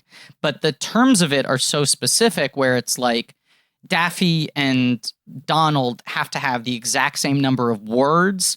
They need to be visible on screen for the same number of frames. Like, everything they do on screen is completely symmetrical in terms of like their close-ups are timed to the same degree. They're mostly in 2 shots. Same with the Bugs and Mickey moments. Yes. When he's flying out the window and at the very end. Like, there were all these rules that had to be established for how they would allow the characters to coexist. But it feels fun. It doesn't feel like contractually reined in. Wouldn't that be annoying in most movies? And wouldn't those cameos kind of like bum you out? And so, like, it's underrated how hard it is to pull that off. Like, to pull off a Mickey Mouse, Bugs Bunny, like, what, you know what I mean? Like, those little moments. Look, here's a movie that I know you and I love, David, and has been the cause of some controversy on the Doughboys podcast. But compare this to Wreck-It Ralph, right? Which is the closest someone has kind of come to trying to do a like Roger Rabbit. It's new characters plus the original characters, and you're riffing on the entire medium sort of thing. And the appearances by known characters in Wreck-It Ralph are so small, except for Wreck-It Ralph 2, when suddenly Disney characters have primary supporting roles. But in the original, it's like, well, Mario was off grounds. Sonic appears as like a PSA on a screen, you know? Yeah. Like, it's a lot of supporting or lower tier characters, or in small appearances, they could only really use the villains and not the heroes and things like that. Every time a canonically important video game character is on screen in Wreck-It Ralph, I do think it kind of underlines the fact that the Wreck-It Ralph characters are not really video game icons, that they're creations for the film. You're being reminded that Wreck-It Ralph is an analog for Donkey Kong due to his adjacency to Zangief. Right. It's something also that like the Studio 60 problem of like the second Studio 60 on the Sunset Strip acknowledges that SNL exists. What Fucking is Studio worst 60? decision they ever Baffling did. creative decision. I like it. And Wait, do you like that decision, or are you all in on Studio 60 in general? No, I like that decision because I think it's insane. Of course, I like that. It's SNL insane. exists. It's insane. And I feel like it's a trap that most movies fall into when you're trying to like create new legacy media, right? And put it in a world alongside the things we know. You get so confused by like, well, if Donkey Kong exists, is Wreck-It Ralph not just like a thinly veiled parody of Donkey Kong? Is he less popular than Donkey Kong? Is he a ripoff? Like all this shit. And I was watching it trying to come up with some take as to why it works in this movie. And I don't know what it is, but it is so wild that this movie, like, Roger Rabbit can coexist with Mickey Mouse and Donald Duck, and you buy it. You accept it. He is different enough from them, talking about the archetypes and how he doesn't fit into them cleanly, that it doesn't feel like he's a double beat of some other character that already exists. Right, and he's also kind of a schmo. Like it's acceptable because like you don't buy you buy him as like a sort of B-list Mickey Mouse, or right? Like he's not even supposed to be a star. Benny feels iconic. Like Jessica feels iconic. Baby Herman feels iconic. Man, all the characters. Benny's pretty cool. The introduction of Benny feels like the introduction of the Batmobile, and you're like, this character hasn't even been set up, and it feels epic. Like it's not even the payoff of anything. It's suddenly just a door opens and Benny the cab comes out, and you want to fucking Arsenio. He's inside another car. Yeah, he rules. He's in the back of a police car. What about when he drives another car? Later, he drives the car. So he cool. drives a car. The car drives a car. When he gets in a car and drives the car, I mean, Benny's it's great. Unreal. So good. But there's that scene where Eddie talks to Baby Herman outside of his office, and it's the second time we've met Baby Herman. Like, you meet him in the opening cartoon, then you get to see what he's actually like in real life the second they call cut. And even so, your third time seeing Baby Herman, it still feels like, whoa, this scene is huge. I can't believe Baby Herman is in this movie. I got a 50-year-old sex drive and a 3-year-old dinky, I believe. Is that the line? It's something along those lines. There's also when he walks off the set after Roger blows the take, he like sticks his finger up a woman's dress. There's that thing where he like walks between her legs. He walks between her legs and kind of grabs. Yeah, kind of whatever. He kind of flops around. Yeah. There's an infamous thing when Jessica's falling out of the window that her dress flies up, and when it was released theatrically, it looked like she wasn't wearing underwear. And Disney denied that it was a deliberate thing, but a lot of animators think that they snuck it in. Is that like the dicks in Little Mermaid, or like the cloud that says sex in The Lion King? Like all those weird little urban legendy kind of. I think it is, and it's one of those things they've like corrected on home video releases. Sure. They like painted underwear on her. Yeah, I remember reading about it because it was like the Laserdisc release was when consumers noticed it, because you couldn't frame by frame a VHS, but you could frame by frame a Laserdisc, and people were like, "Whoa, what's going on here?" Yeah, and it was in clearer quality. I mean, Richard Williams was this guy who was sort of this like outsider British animator whose whole thing was like, I think the art of animation can be pushed so much further than what anyone's doing. And very briefly, I think I've talked about too many times on this podcast. But like, you know, animation is 24 frames per second. Even like the most vivid animation, like Disney level animation, is usually shot on 2s, which means you're only doing 12 drawings a second, and you're photographing each drawing 2 times. And that's still enough to create the persistence of vision that, you know, makes motion look like it's happening. Richard Williams was a guy who was like, you do everything on 1s. Like, you just do everything as clearly as possible. And the stuff that you were talking about, Wiger, where it's like the perspective shifts and like, you know, inanimate objects moving in space and all these sorts of things that like the second CGI was created, that opening, everything in the kitchen would have been CGI other than the characters. It's like the ballroom in Beauty and the Beast. They're like, there's no reason to hand draw the ballroom, especially if we're mimicking this big crane shot. If that's like a set structure, it's easier just put it in a computer and have the computer spin around this, environment or these objects, the birds and Rescuers Down Under, the Stampede and Lion King, you know, anything that's like quantity or large spaces or a non-organic material, vehicles, things like that. And that opening sequence is just, he had been for years trying to make his big passion project. He would take jobs in order to self-finance his movie. The Thief and the Cobbler? Right. Yeah. Which people believe Disney stole for Aladdin. The designs in Aladdin are very similar to Thief and the Cobbler. It's not based off the Aladdin myth, but there's like the Sultan in Aladdin is like identical to Thief and the Cobbler. The villain looks like Jafar. But his whole thing was like, I'm going to make this on my own terms in a way no studio will allow. I'll direct some commercials. I'll direct like the Ziggy Christmas special. Like he did all these for hire jobs in order to self-finance his movie, which he never finished, really. It got taken away from him by rights holders, and then Harvey Weinstein bought it, and he finished it with shitty animation and dubbed voices over it, added songs. It was never supposed to have any dialogue. You can see people who have sort of reconstructed on YouTube, and it's incredible. But that opening sequence is Richard Williams being like, Disney is giving me the most money anyone has ever put towards animation. Like, this was classified as the most expensive animated film of all time because they put so much money into the animation because it was such a hurdle to have it coexist with the live action. That opening sequence is just him showing off. And also him like stretching his arms and going like, finally, I get to do this shit. And even to the degree of like the number of knives that are flinging towards Roger through the air and the gleams off of them. The fact that he's animated how sharp they are and how shiny they are, and they keep on spinning around, not just going straight. And you have all these camera moves in it. It's just like wild fucking shit. But I also think it was kind of done by this Rebel Outlaw crew consciously put in a bunch of really fucking horny shit into the movie. It's funny in the beginning when when the director's so mad at Roger for having birds around his head because it was a great take.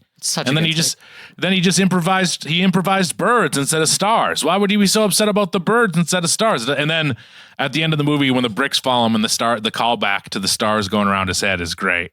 Also, I mean, you gotta, as a filmmaker, you gotta accept the happy accidents. You know, maybe it's not what you storyboarded, but the birds work. The birds play. Do you guys know who that director is at the beginning of the movie? No. Joel Silver. Wow. Yeah, Wow. Right. Every time I watch it, I'm like, who's this character actor who's so good they cast who's like a Joel Silver type? It's actually Joel Silver doing such a good job of playing a Hollywood asshole. That's wild. He's so funny. All those like little touches of like, I mean, just even when the patty cake thing and then Roger Rabbit flips it into a movie, basically. He does like the little flip book animation. Oh, yeah. It's so great. I mean, there's just all the little movie touches and nods to just movie history and stuff. And the fact that all the voices are a lot of the original the people who did the voices in the first place, right? Isn't there a lot Isn't of this right? One of the last Mel Blanc performances. It might be the very last. I mean, it's right at the end. Wow. It's in the last, and there's so many background characters who are like deep cut animation nerd picks that like jumped out to me where I'm like, oh, that's like the clown from like the old Fleischer Brothers shorts. Like things where you're like, there's no reason for them to license it other than that it adds verisimilitude. That in any of these group shots, you're combining sort of like iconic cartoon characters who just look appropriate because they actually have that history, even if they aren't known by name to most people. And then these new characters. And part of it is that you have that tapestry. Like it's one of the reasons why I think you buy all the characters that this movie's created is because you have so many different art styles on screen at the same time. Yeah. Yeah, and I think I think the other element of that, and this is Griffin, you touched on this, I think very well earlier, but it's just that there isn't a clear like 1-to-1 of Roger Rabbit is blank, Benny is blank, Jessica Rabbit is blank. It's not like there's a clear existing analog. You know, because I think a lazier version of this movie, it would have been Roger Rat, and it just would have been Mickey Mouse. You know what I mean? It just would have clearly been Mickey Mouse. Mickey Mouse doesn't exist in this world, and we're just going to pretend that this is our Mickey Mouse stand-in. Are you pitching the Wiger version of this, Roger Rat? I've been trying to get Roger Rat off the ground for a while. Not a lot of takers. I've been trying to do that, and I've also been trying to reboot the Ziggy Christmas special. Again, not a lot of luck. Not bad. I'll say the Ziggy Christmas special, not bad. Let's talk about Judge Doom and the dip scene. I was going to say, which we I have feel to like, talk about Doom. because we were talking about the different moments that like make us tear up. But I also feel like this is a big seminal, like, this movie scarred me. I still am haunted by this imagery movie. Yeah. I can't believe they killed that fucking shoe. Yeah, like, people will pick different images or different moments. For me, it's definitely the shoe moment is the one that has always upset me the most. I think part of it is... It's very upsetting. I said to David, it feels like this movie's version of the, like, look into your heart Miller's Crossing scene. Like, the thing that makes it so upsetting isn't just that it's so violent, but also that, like, the shoe is pleading for its life. You see it experiencing pain. it's heartbreaking. It just is. It's like an animal being killed, but they're doing it in a way that it's just a cartoon, but it's still just it hurts your heart for something that's just on screen for just a few seconds and it gets fucking wiped out. I mean, just a great introduction to this most evil man on Earth. He feels like the most evil guy on Earth. Well, and also the status of Toons within this reality, whereas there are cops all around, and he is, and this is a Shu he is just executing in cold blood with no consequences. No one cares. It's just like no one gives a shit. But and it's also like the Shu hasn't even, as far as I can tell, hasn't even done anything wrong. It's just sort of there, right? It's just one of the ones that flopped in the box. Yeah, all the shoes fell out. He picked that one randomly and just killed it for sport. It feels like murder. It feels like he. Yes. It feels like he should be in trouble for that, right? Like it doesn't feel right. You would think so. No, yeah. It's abuse. I mean, it's one of those scenes where I just now, like, it freaked me out when I was a kid. And now when I watch it, I have to, like, go away inside. Yeah. If that makes sense. Like, yeah, I just have to be like, this is a scene from the film Roger Rabbit, and that's what I'm watching. And that's why this is not, like, a thing that I need to be worked up about. Like, I have to detach. I gotta disconnect myself from, because when I was a kid, just thinking of just saying the things that stuck with you. The Shu for sure, and Judge Doom. Is it Judge? It's Judge Doom, right? Doom. Yeah. Judge Doom. But also the other one is the baby, the car, and the bullets. I really like the bullets. Or maybe a little bit problematic now, but the bullets always stuck with me too. But the shoe scene is just like, for a little kid seeing that moment, it just. It makes it feel like this is like the real deal. This is intense. Roger Rabbit could be destroyed in this movie, and you don't want to see Roger Rabbit get dunked in the dip. It really raises the stakes of the entire movie. Yeah, they had to show a character getting dipped early for you to understand what was going on. And like the fact that the color of the shoe bleeds into the dip, and then when he takes his glove out, it's like paint colored. Like it's like, their essence is dissolving. Dear God. I also feel like these types of cartoons that this movie is riffing on pointedly don't have physical stakes, right? Like people can get hit by an anvil and they spring back to life. You can run into a wall and then inflate yourself back up. There's something so upsetting about seeing a cartoon character actually be destroyed, especially in a way that acknowledges that they're like kind of made out of paint. Because it feels like it's a betrayal of the rules that we've all accepted for a century. Well, no one. They even say it might be Judge Doom, but who says something like they thought there was no way to kill a Toon, right? Or they thought there was no way to right. It's basically establishing immortal, right? Yeah, these would otherwise be immortal. So then, if you think about snuffing out an immortal life, I mean, that we're like Battle of Helm's Deep, elves getting killed. Shit, it's just like holy shit. The stakes of dying. I mean, that's like of non-existence for something that would have otherwise been around forever. That's a completely different level of just like, mortal death. Also, other than Judge Doom, spoilers, like the worst cartoon characters we meet in this movie are kind of chaotic, Like the most menacing cartoon character we meet is probably the gorilla bodyguard, bouncer at the club. But most of them seem to exist just to give other people joy. In one way or another. So there's something so upsetting about, like, why are you murdering a child? Like, the shoe just wants to make you laugh. Yeah, the evil cartoons are in cahoots with evil people, like the gorilla or like the weasels. The weasels, yeah. Yeah.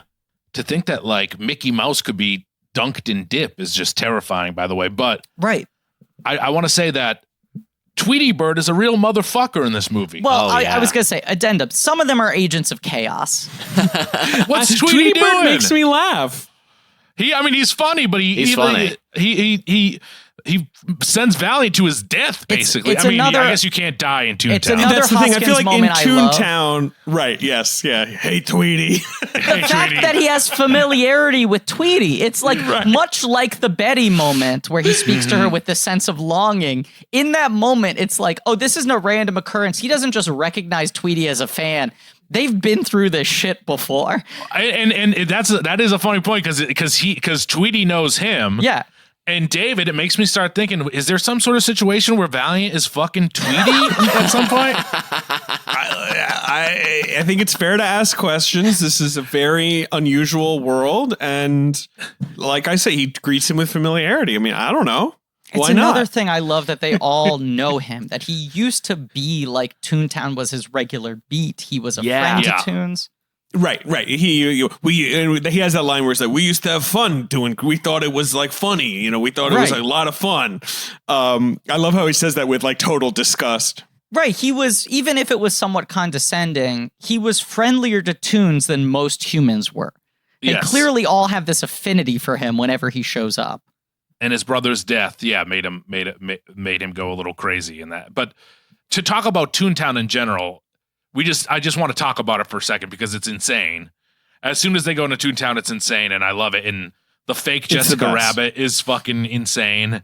I mean, there's two crazy parts. The two craziest parts in this movie is Bob Hoskins driving the car, and then Bob Hoskins going into Toontown for the first time, which is just the flip of the movie where it's just this insane cartoon world. That's and the this, Wizard of Oz moment. When they're in the tunnel and it's so dark and the end of it is just like a boarded door and the Silvestri music is just like rising and rising in ominousness, and then it just opens and it's like a fucking musical number with the trees singing. It's incredible. I would have thought so that song, Smile, Darn You Smile. I would have thought, like, I'm surprised that doesn't come up more. I'm surprised that isn't a song that has a little bit more staying power. I mean, I always asked for it back when I would go to the club. I would ask people to put it on so I could get Lotus Smile, Darn You Smile, but it usually fell upon deaf ears. I'm not sure what the song is actually called, but like that's the part I know of it. But like it is a thing of just like going back to Judge Doom, you get his menace and his malevolence when you see Valiant driving into Toontown, and it's just like pure, just like joy and like wonder around him, and the fact what that Judge he's Doom wants to bracing do with himself. it. Yeah, exactly. Yeah, and Doom just wants to like just erase this, like I'm almost literally erase it via the dip. The movie is so good at holding off Toontown for that long, and the way that everyone speaks of it, and the fact that the movie itself takes place in such a seedy vein makes you think that Toontown is going to be in some way gross. You know, you're like, well, this movie's already transposing cartoon characters into like a hard-nosed world. Toontown is going to be like some sort of ghetto. It's going to have crime. It's going to be chaos. And then the fact that it's so cheery, it does really hammer it home. And that's where it's just like Hopkins is acting off of nothing. Hoskins, sorry. Is like acting off of nothing. Like at that point in the movie, you're like, he's just in a blue screen environment talking to walls. Anthony Hopkins was acting off of nothing in Thor, Griffin. That's what you're thinking of. Right. No acting required.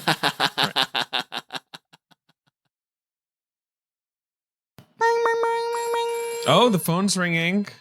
We all know it. The classic vintage ring of the phone. Yeah, why don't you pick up the phone, David? Pick up the phone with a satisfying click. Click. Click. Hello? Hello. What's all this then? Oh my God. Wait, are you legendary UK actor Bob Hoskins? Yeah, but I did a lot of adverts on the telly, didn't I? You did. You famously would say it's good to talk about phones, British telephones. It is good to talk. How did you know that? Let's not get into it. It's just a little fact I know. Well, what are you here to talk about today, Mr. Hoskins? I got all this ghost weight I can't lose, don't I? I wasn't going to bring it up, but yes, you did. You are. Rest in peace. I'm a bloody ghost. You did leave us in 2014. You're beyond this mortal coil, but you're still looking to shed a few pounds. I I'm understand. stuck at the weight of Right. my deathbed. I'm trying Right, to be a sure. fit ghost, ain't I? Well, getting in shape doesn't have to be about losing a specific amount of weight. It doesn't have to be about a magic number on the scale. It's more about some healthy habits, feeling better about yourself.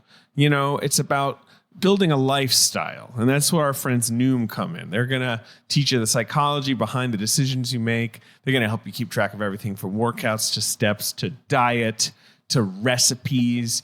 And they're going to give you a goal specialist and a community of other Noomers who are going to support you to empower whatever change you're interested in. What do you think about that, Bob? I think it's good to Noom. Wow. Yes. I mean, you're adapting your famous catchphrase. So Noom, it's very helpful. It's on your phone. Very simple to use. You can log your food with it. You can talk to your goal specialist with it. Talk about the kind of choices you're making in terms of maybe what you eat or how you exercise, things like that. And you can sort of set something, maybe you want to fit into some clothes.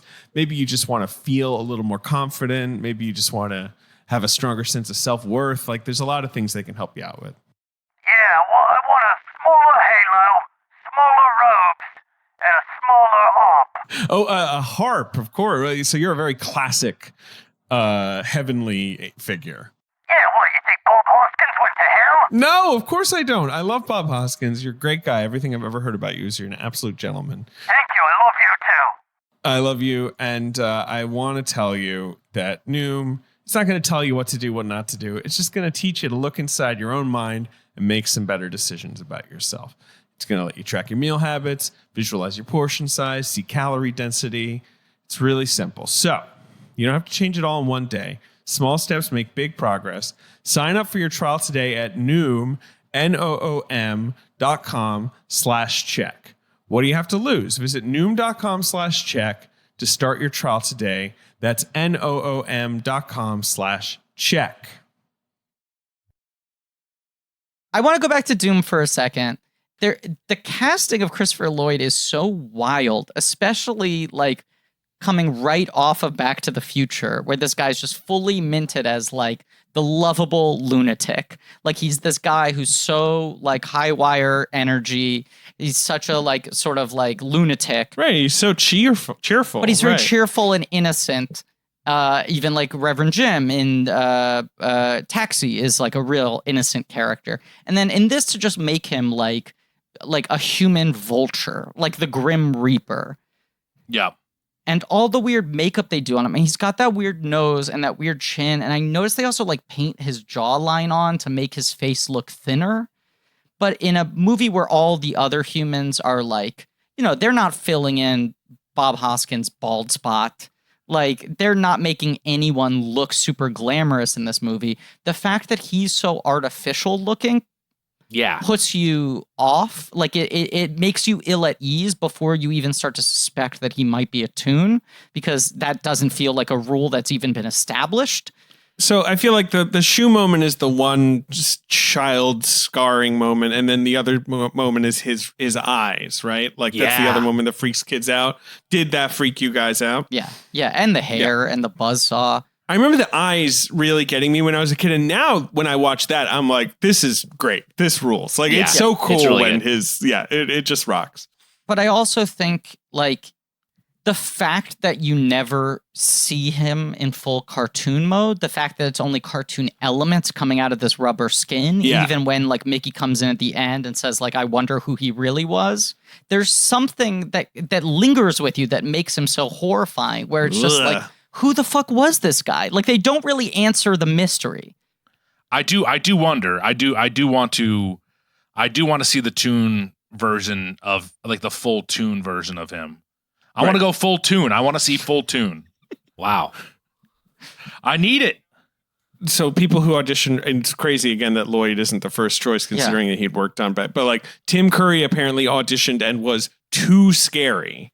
Yeah. Which is one of those tapes that I would love to see, where like people are watching it, they're like, no, this is just fucked up. And like, no one's going to be able to handle this. And then Christopher Lee turned it down.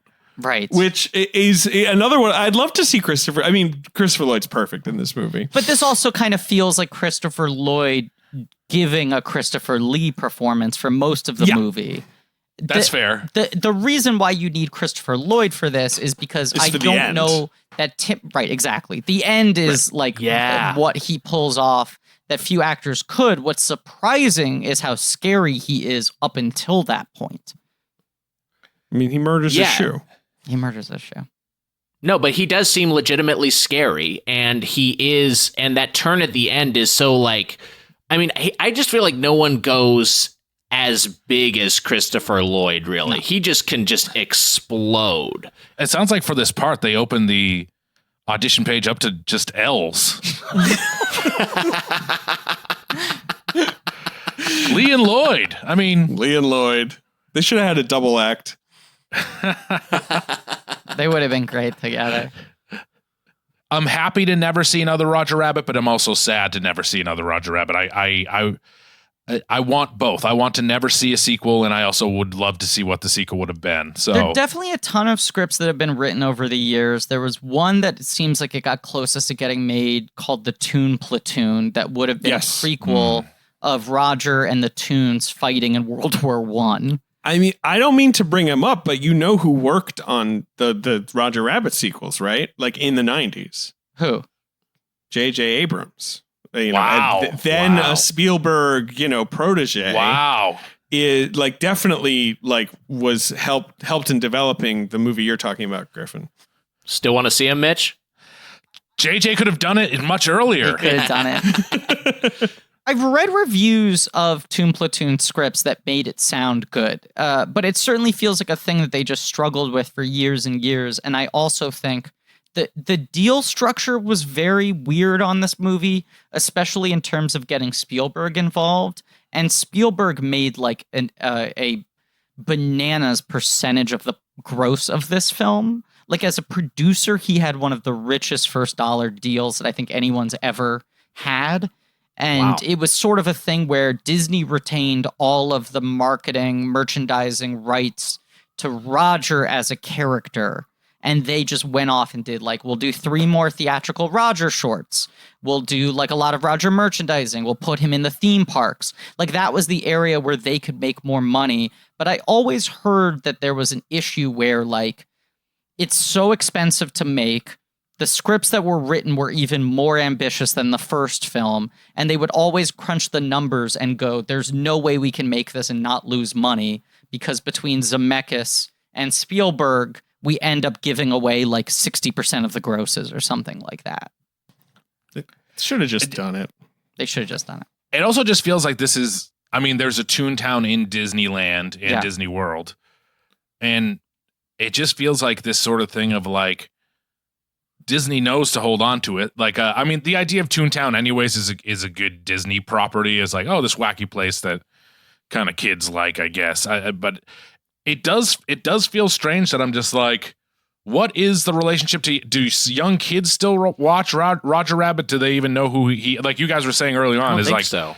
I liked Roger Rabbit himself when I was a kid, but what does he even represent to people now? I don't know, because I feel like nerdy people, nerdy film fans probably love him, but then to a younger generation, do they even know he exists? You know what I mean? I don't feel like this is a film that Gen X parents are showing their kids. I could be wrong, but I don't feel like this is along the lines of some of the even other Zemeckis. I feel like Back to the Future. Yeah, you're screening that, but I don't feel like necessarily that it's being made a point to pass this down generationally. I'm just assuming. I don't know. I'm childless. I don't know. Because I'm the youngest of the 4 of us, and I certainly feel like this movie was presented to me as this is a movie that all kids need to see. But I don't know how much that extends past maybe a generation or 2 beyond. I know my sister certainly saw it. My sister's 10 years younger than me, 9 years younger than me. Yeah, but she had you for a brother. Right, and she loved it, but I also feel this is my bigger question. I feel like she loved it. We watched it a number of times. It feels like it was a film that was one of her favorites at a certain age. But I also feel like I had curated a lot of the context for her in terms of what I was watching all the time. And my big question is, because this movie doesn't over-explain itself, so many of not just the best jokes, but the best plot points are based on trust in the audience's knowledge of how cartoons work. And I wonder if cartoons have changed in terms of their basic language, the types of humor, in a way where these things aren't as known as a given to young children, but also that I feel like my generation, our generation vaguely was sort of the last to have to inherit older cartoons. You know, it was Right. still a time where there was like a lot of reruns happening. You were still seeing like Looney Tunes on Saturday morning and 60s Hanna-Barbera cartoons. And then even like Cartoon Network, when they start and it's 24 hours, they're filling up so much of their programming with that sort of legacy stuff. But I feel like from 2000 on, there's just enough new cartoons that kids are never seeing older things, that their understandings of these characters and these tropes are so much more limited that even something like what you were bringing up, Mitch, the fake Jessica Rabbit is so the kind of joke that was repeated in like so many Tex Avery cartoons that you would see where it's like, you know, here comes the woman, she turns around and her face is like a dog, like literally, or whatever it is, you know? The rules of like the being able to throw a hole up onto a wall and then be able to transport through it. Like all these things, I don't know if they make sense anymore. I'd be very curious as a man who probably will now never have children. But like raising Griff? kids with this movie. Yeah, shut up, Griff. What are you talking about? I don't know. Crazy, In this landscape, crazy freak. Yeah, in this landscape. Roger Rabbit made you realize this? no. The pandemic made me realize this. But No, I'm saying, it was Roger Rabbit. Admit it. no, I used to think, man, I can't wait to show my children Roger Rabbit someday. That was my largest sort of incentive for wanting to have a family, was being able to sit them around the fireplace, show them some Roger. But I don't know. I feel like the movie just works fundamentally. But I'm curious if it's one of those movies that still plays even if you don't understand the things it's riffing on, or if it's a movie where we're slowly sort of like eradicating its context from the collective consciousness. Yeah, I think, that's the real question. I think you could be right. Yeah, because Do kids sorry, watch David, Looney Tunes? No, that's the question. Do kids watch Yeah. Looney Tunes? Like 100%. I don't think they do. Because like the piano falling on your head gag, which we've touched on a bunch. Like I feel like a lot of contemporary eyes who grew up on Peppa Pig and Paw Patrol, Right.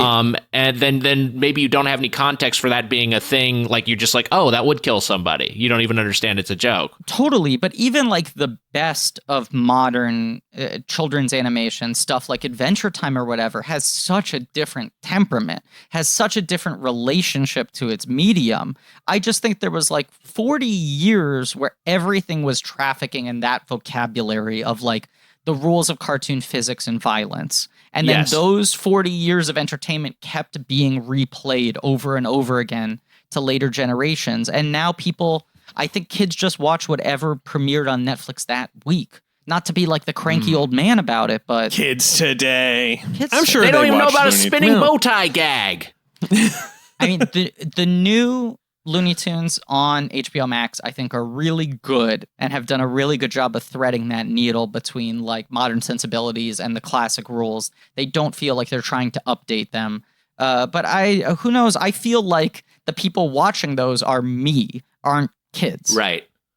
I know what we're gonna do. We're gonna just make a short of Roger Rabbit eating Jessica Rabbit's ass, or vice versa. Right. That'll get millennials on board. Yeah, They that love was ass easy. eating. Kids don't relate to Roger Rabbit. It's because they think he isn't down with eating ass.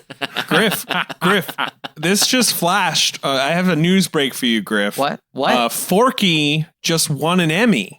What? Forky asked a question. Wow. Oh my Won god. outstanding short form animated program. Forky, my Wow. favorite modern cartoon character. Congrats to So Forky. just speaking of cartoon characters, Yeah. This is like a real life Roger Rabbit moment. The Forky's he's up at stage and the Emmys winning an award. I hope he waddled up to that podium and they had to lower the mic all the way down. I don't want Forky to get COVID though. They gotta be careful. Keep Forky safe. Well, this is Right. this is the other thing I wanted to say. So we'll do a merchandise spotlight sometimes on this show, a segment that is very unpopular that I constantly have been trying to push up a hill for 5 years. And because you guys are the Doughboys, I thought, oh, can I do like a merchandise spotlight based on fast food tie-ins? Like this movie must have had fast food tie-ins, but I started digging into it, and the tie-ins it had at the time skewed kind of more adult. Like they had a promotion with McDonald's and a promotion with Coca-Cola, and they animated an entirely new ad that was like Roger Rabbit and Jessica Rabbit going through drive-in. but it felt like their promotion was just the cups have Roger Rabbit on them now. Like the adult supersized soda cups have Roger Rabbit on them now. There weren't toys. There wasn't anything like that. It feels like the movie was pitched a little bit more as like, an all ages thing rather than trying to send it straight down the family lane. Because I think they were trying to overcome the perception that if it's animated, no grown-up is going to go see it. They wanted it to seem like a cool movie. But then over the years, there were multiple times where Roger Rabbit was included in like a Happy Meal promotion, but it was always when they would do those sort of like the best of Disney promotions, where it was just sort of like this month's Happy Meal is like the 5 biggest Disney characters. And Roger Rabbit would be included with like Mickey, Donald, Goofy, Pluto, Minnie, Roger. Or it would be like the 10 most famous Disney movies of all time, and it would be like Pinocchio, Cinderella, Roger Rabbit. Like they were really kind of putting him on that pedestal of we're doubling down on this character being one of our legacy characters. Mitch just changed his virtual background to a rabbit. Yeah. Now he's petting it very aggressively. Mitch, no. Mitch, you're going to hurt it. You don't know your own strength. But even like Toontown was building this like area of Disneyland that was themed around Roger and that environment, which over time has become Mickey's Toontown. And even though it has the Roger Rabbit ride still in it, it doesn't really relate to that movie anymore. Like it feels like there was a brief window where they were very committed to making Roger Rabbit like a Disney legacy character, even down to the shorts. And then I think it's once the Renaissance happened, once like Little Mermaid hit and Beauty and the Beast hit, they were like, oh, we don't want the funny character anymore. We have these big sweeping romantic musicals that are taken seriously. We don't need some guy who's only going to work in like shorts and commercials. Yeah, I was surprised on that note. I was surprised by how unceremoniously it was presented on Disney Plus. It was just like it's just kind of like right next to like, the Apple Dumpling Gang Rides Again or whatever. It's just like, it's not even like it has its own like crazy splash page. And I don't know. I mean, sometimes I feel like these streaming services try to call a little bit more attention to some things, and it didn't feel like that at all. It felt like, this is just another thing in our library. Watch it if you want. It's just like quietly a beautiful 4K transfer that's on there that looks excellent. Yeah, it looks great. Do you know one of the things I remember is the car as a plush toy. I remember there was a plush toy of that car, and I think it like even maybe still exists in some form, but like at Disney, if it's just some shitty toy in Toontown still. I mean, I found there was like a limited amount of merchandise for when the movie came out, but then I found like a licensor catalog from a year or two later from like 1990 that Disney sent out that was like 80 different Roger Rabbit items. Like 2 years after this movie, they were hitting it hard. And they just clearly were invested in trying to make this character stick around. I do think there's something kind of beautiful, though, to the fact that the character, like, as much as it's a bummer, because I think Roger Rabbit rules and he deserved to stick around, it's nice that he's kind of crystallized. And those shorts are good, which they would release before other Disney films. I know one of them was before Honey, I Blew Up the Kid. And I forget where And then one of them ended up going straight to video. It never got released, but they were like all really good. And they were sort of the farm team used to develop people who then later went on to direct the Disney features. Like Rob Minkoff, who did The Lion King, directed the first 2 Roger shorts, I think. Oh, wow. Yeah, you're right. He directed the first 2. Was one of those a roller coaster? Tommy Trouble and Roller Coaster Rabbit, and then there was Trail Mix Up. Yeah, which is from the guy who went on to direct Mulan. So another. Wow. Yeah. Can you watch them anywhere? Are they available to watch? I'm going to watch some of these shorts. I have to imagine they're on YouTube. Yeah, but it feels like they've never gotten a proper release. No, if you buy the 25th anniversary Roger Rabbit Blu-ray, apparently they're on that, and I do have that. So I suppose I could. Wow. Yeah. I remember there was some other merch. I remember my dad bought the Baby Herman condoms. You're bringing your dad into this? Yeah, really? My father, who's passed away, he bought the Baby Herman condoms. Rest in peace, Dad. Yeah.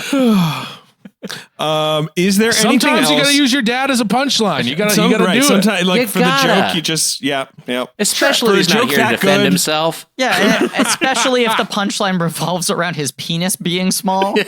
Right. Of course, that's huge. Like father, like son. Is there anything else we want to discuss before we play the box office game? Any scenes we've forgotten? The only thing I wanted to mention is that I do think in the legendary Mickey Bugs duo appearance, Bugs puts Mickey to shame. Like, I feel like Mickey's easy to beat up on because he's kind of like a non-character, especially now. But like Bugs is being the cool Bugs Bunny that we know, and Mickey's lines are just like, "Hey Bugs, you better tell him." Like he's not doing it. What is Mickey contributing? Nothing. It kind of just like exposes Bugs is him. like the coolest movie star of all time. Right. No one has ever been cooler on screen than Bugs Bunny, and he just drips personality. And Mickey at this point's like a wet fucking blanket. Mickey just immediately goes into like beta mode. Like he's just like, I'll just bounce off of whatever Bugs says, I guess. Well, I got to just say that both of them, though, Daffy and Donald just put both of them to shame. I mean, the piano scene is a better sequence. That seems great. Better scene. Yeah. I have a moment that I think is great is the moment where there's I'm looking up his name right now. Oh, Angelo. It's so they're like a guy like Angelo. They establish as a dick, and then at the bar. At the bar, and Bob Hoskins is like, I don't like tunes or whatever, and puts his head down and like shoves an egg in his mouth or whatever. And then he's like, that guy's gonna sell you out. And then Judge Doom comes in, and that guy doesn't sell Roger out. You think he's gonna sell him out? He doesn't sell him out. That moment rules. Angelo. That's great. Angelo proves to be a good guy, and he likes Roger enough that he's not going to even sell him out. It's awesome. All the human casting is so good. Like the guy who plays Maroon is so fucking good. The Marvin Acme guy is so good. Like these people don't have a lot of time to make impressions. Yes, they do. Yeah. Yes. Yeah. But they also look like faces from like the 1930s.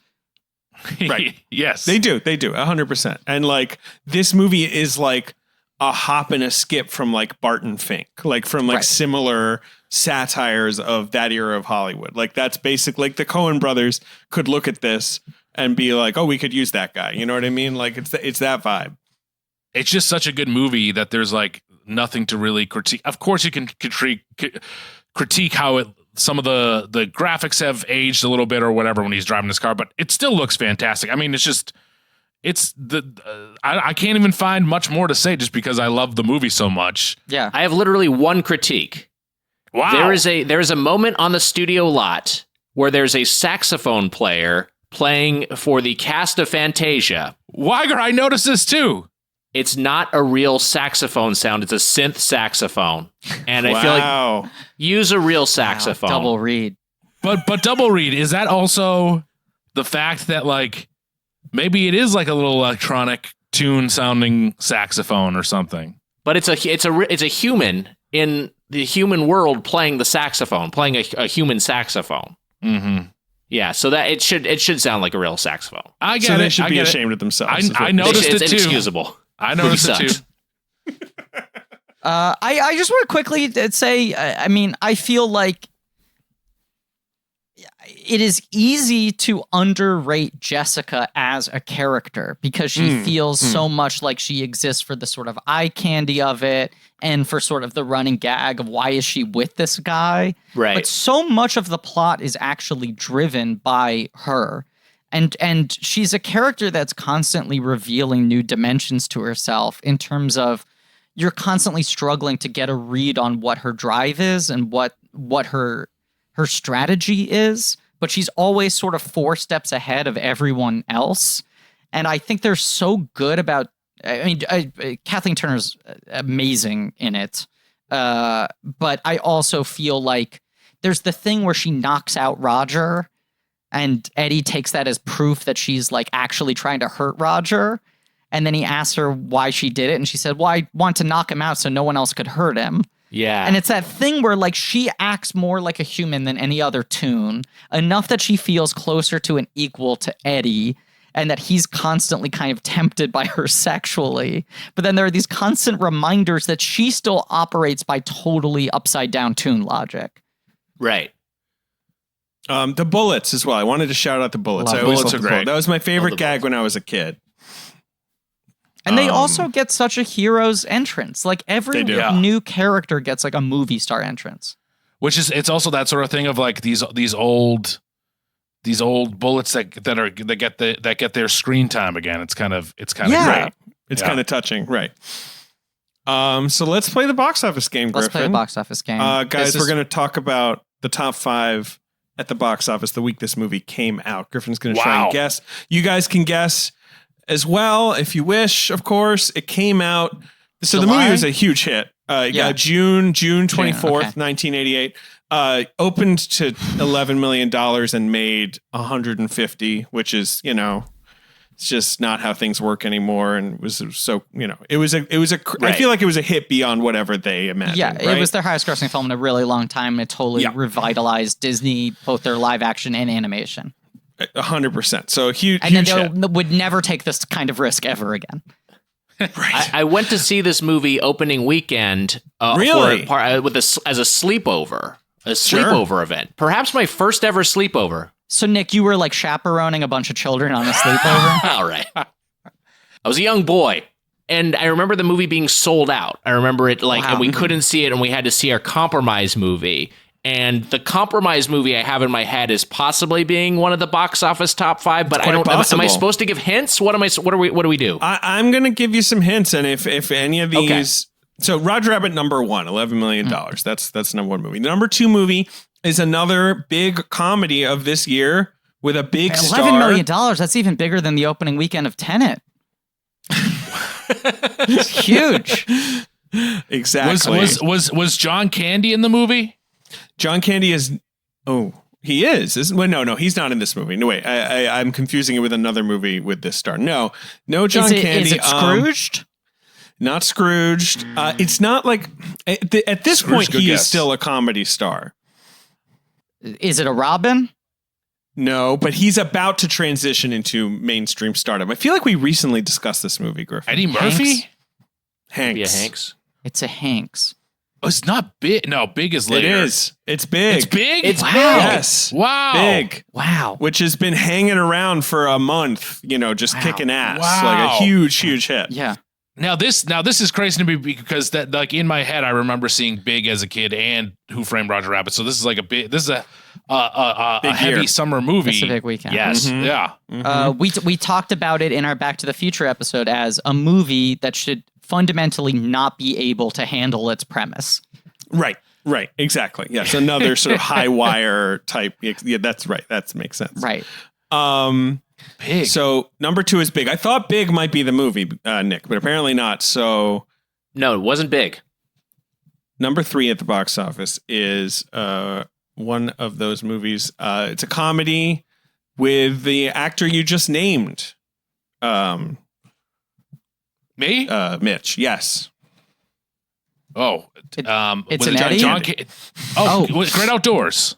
Great Outdoors. There you go. Wow. Wow. So Great Outdoors is one of the first movies I remember seeing in the theater. So that maybe is just not right.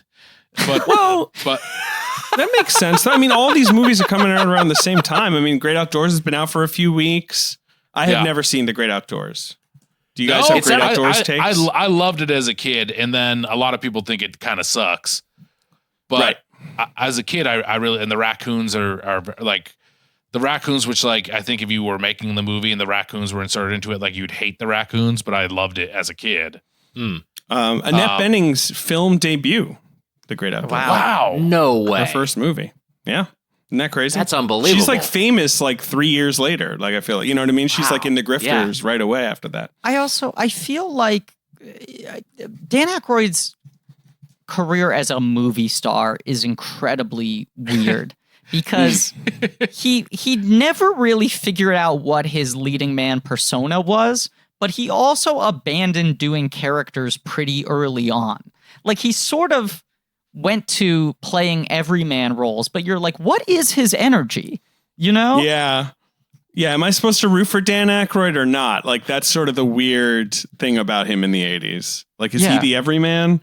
He was too focused on his vodka brand. Of course, Already. he He had wanted already to forgot days. about it. Yeah. He just Right, dreamed he was of starting the skulls. distillation process. He's the skull guy, right? Yeah, Crystal Skull, yeah. Yes. Okay. All right. Next movie. It was number one the previous week. It's taken a big dip compared to the other, comedies. Back in the day when comedies would just play weeks and weeks, basically making It's the same taken a amount of money. big dip. Who directed this movie? Judge Doom? Griffin, that was excellent. I loved it. That was really good. Thank you. Griff, I loved it. Thank you. I leaned all the way into my webcam. That's your favorite punchline mode, just leaning all the way into the camera. All right, this is one of those The listeners action can feel star, action Definitely. star and funny man movies, right? Like, like this is Is a it- mismatch. Is it Red Heat? It's Red Heat. Wow. How did you do that? Schwarzenegger and Belushi. My brain is broken. Jim Belushi, of course. This is of the course. only thing I can do. Wow, Griff, I'm impressed. You weren't even like another 48 hours first. You went straight to Red Heat and nailed it. I went straight to Red. It was a feeling. Look, a lot of times it's a feeling, but it's like I have like a mental map. It's like there's a web in my head, and I think about like when things happen in relation to other movies and people's careers and events. It's like everything's itemized this way. This to me though is insane that it was number 4. I mean, I can't believe that movie was ever number 4 or was Right. even number 1. That's It'd crazy been number to me. 1 the It previous had been week. number one Insane. the previous Just week. I insane. mean, Schwarzenegger's big at that point. Yeah, that's true. Directed by Walter Hill, who made both 48 Hours and Another 48 Hours. So you weren't that far off, Nick. It's also like you look at like Belushi and Aykroyd 3 and 4 at the box office. People were like so unwilling to give up the 70s Saturday Night Live thing that they'll take a Belushi brother. I was about to say, I mean, wrong Yeah. Belushi, but right. They're just like, look, if it's a Belushi, sure. That's my I'm point. there. They're like, we don't even Yeah. care any Belushi at this point. Please, we're not ready to move on. I just love that it's also Schwarzenegger. He's like a Soviet cop, right, or something. Right, He's like, and he's in uniform and he has a gun. And Belushi has a cup of coffee instead of a gun, even though I think he's also a cop, right? Like he would have a gun. But he's like a Like- Chicago cop. He loves eating Right. a hot dog or some shit. They'll just Yeah. pull a cup of coffee on you. All right, number 5, Griffin. It's a franchise that we have discussed so much during this lockdown over text message. Is it Crocodile Dundee But which one is it? 2? It's Crocodile Dundee 2. Wow. David and I have been talking about Crocodile Dundee and Paul Hogan's filmography a lot, despite the fact that still neither of us have seen any Crocodile Dundee movies. I might have seen the first one on TV like when I was a kid. That's about it. I keep saying to David, like, fuck it, I'm going to do it. I'm going to watch all 3 Crocodile Dundees tonight, and I keep on not doing it. 3, there was a big gap between 2 and 3, but I watched 1 and 2 pretty obsessively as a kid. Really? It's the, Right, it's the right. origin of the "that's not a knife, this is a knife" gag. Yes. I mean, I understand. There had to be a 13-year gap between 2 and 3, though, because they had to take that long to figure out the new angle, which is that what if he went to Los Angeles? I mean, that's not something you can just think about, like, all right, like tossing ideas around. Like, they had to really workshop that. It's just the phenomenon I'm so fascinated by of like him landing here, this movie being like this Australian culture clash, fish out of water movie, and everyone being like, oh my God, Australia's biggest comedy star. They're finally giving him to us. And Australia was like, he's like maybe in our top 10. Right. Take him. Like we weren't trying to present this guy as being our representative. He's fine.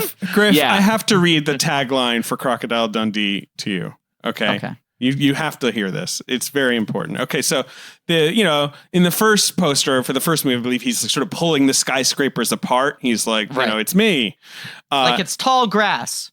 Right, exactly. The second movie, he's standing atop the skyscrapers. He's like a giant. He's like 10 times bigger than the Empire State Building. He's got his knife, and it says, the tagline is, the world's favorite adventurer is back for more. Pause. Much more.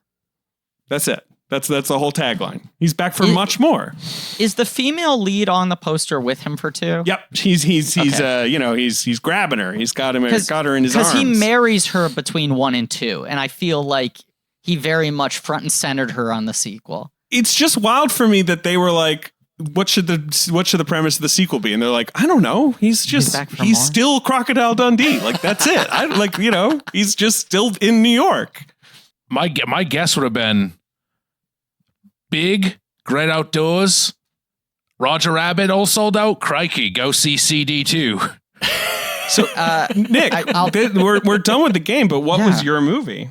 Not on that list, and perhaps a bomb, or perhaps I'm misremembering The Weekend. But the movie we saw instead of Who Framed Roger Rabbit was Willow. Wow. Willow seems earlier to me. Maybe it had been in theaters for a while.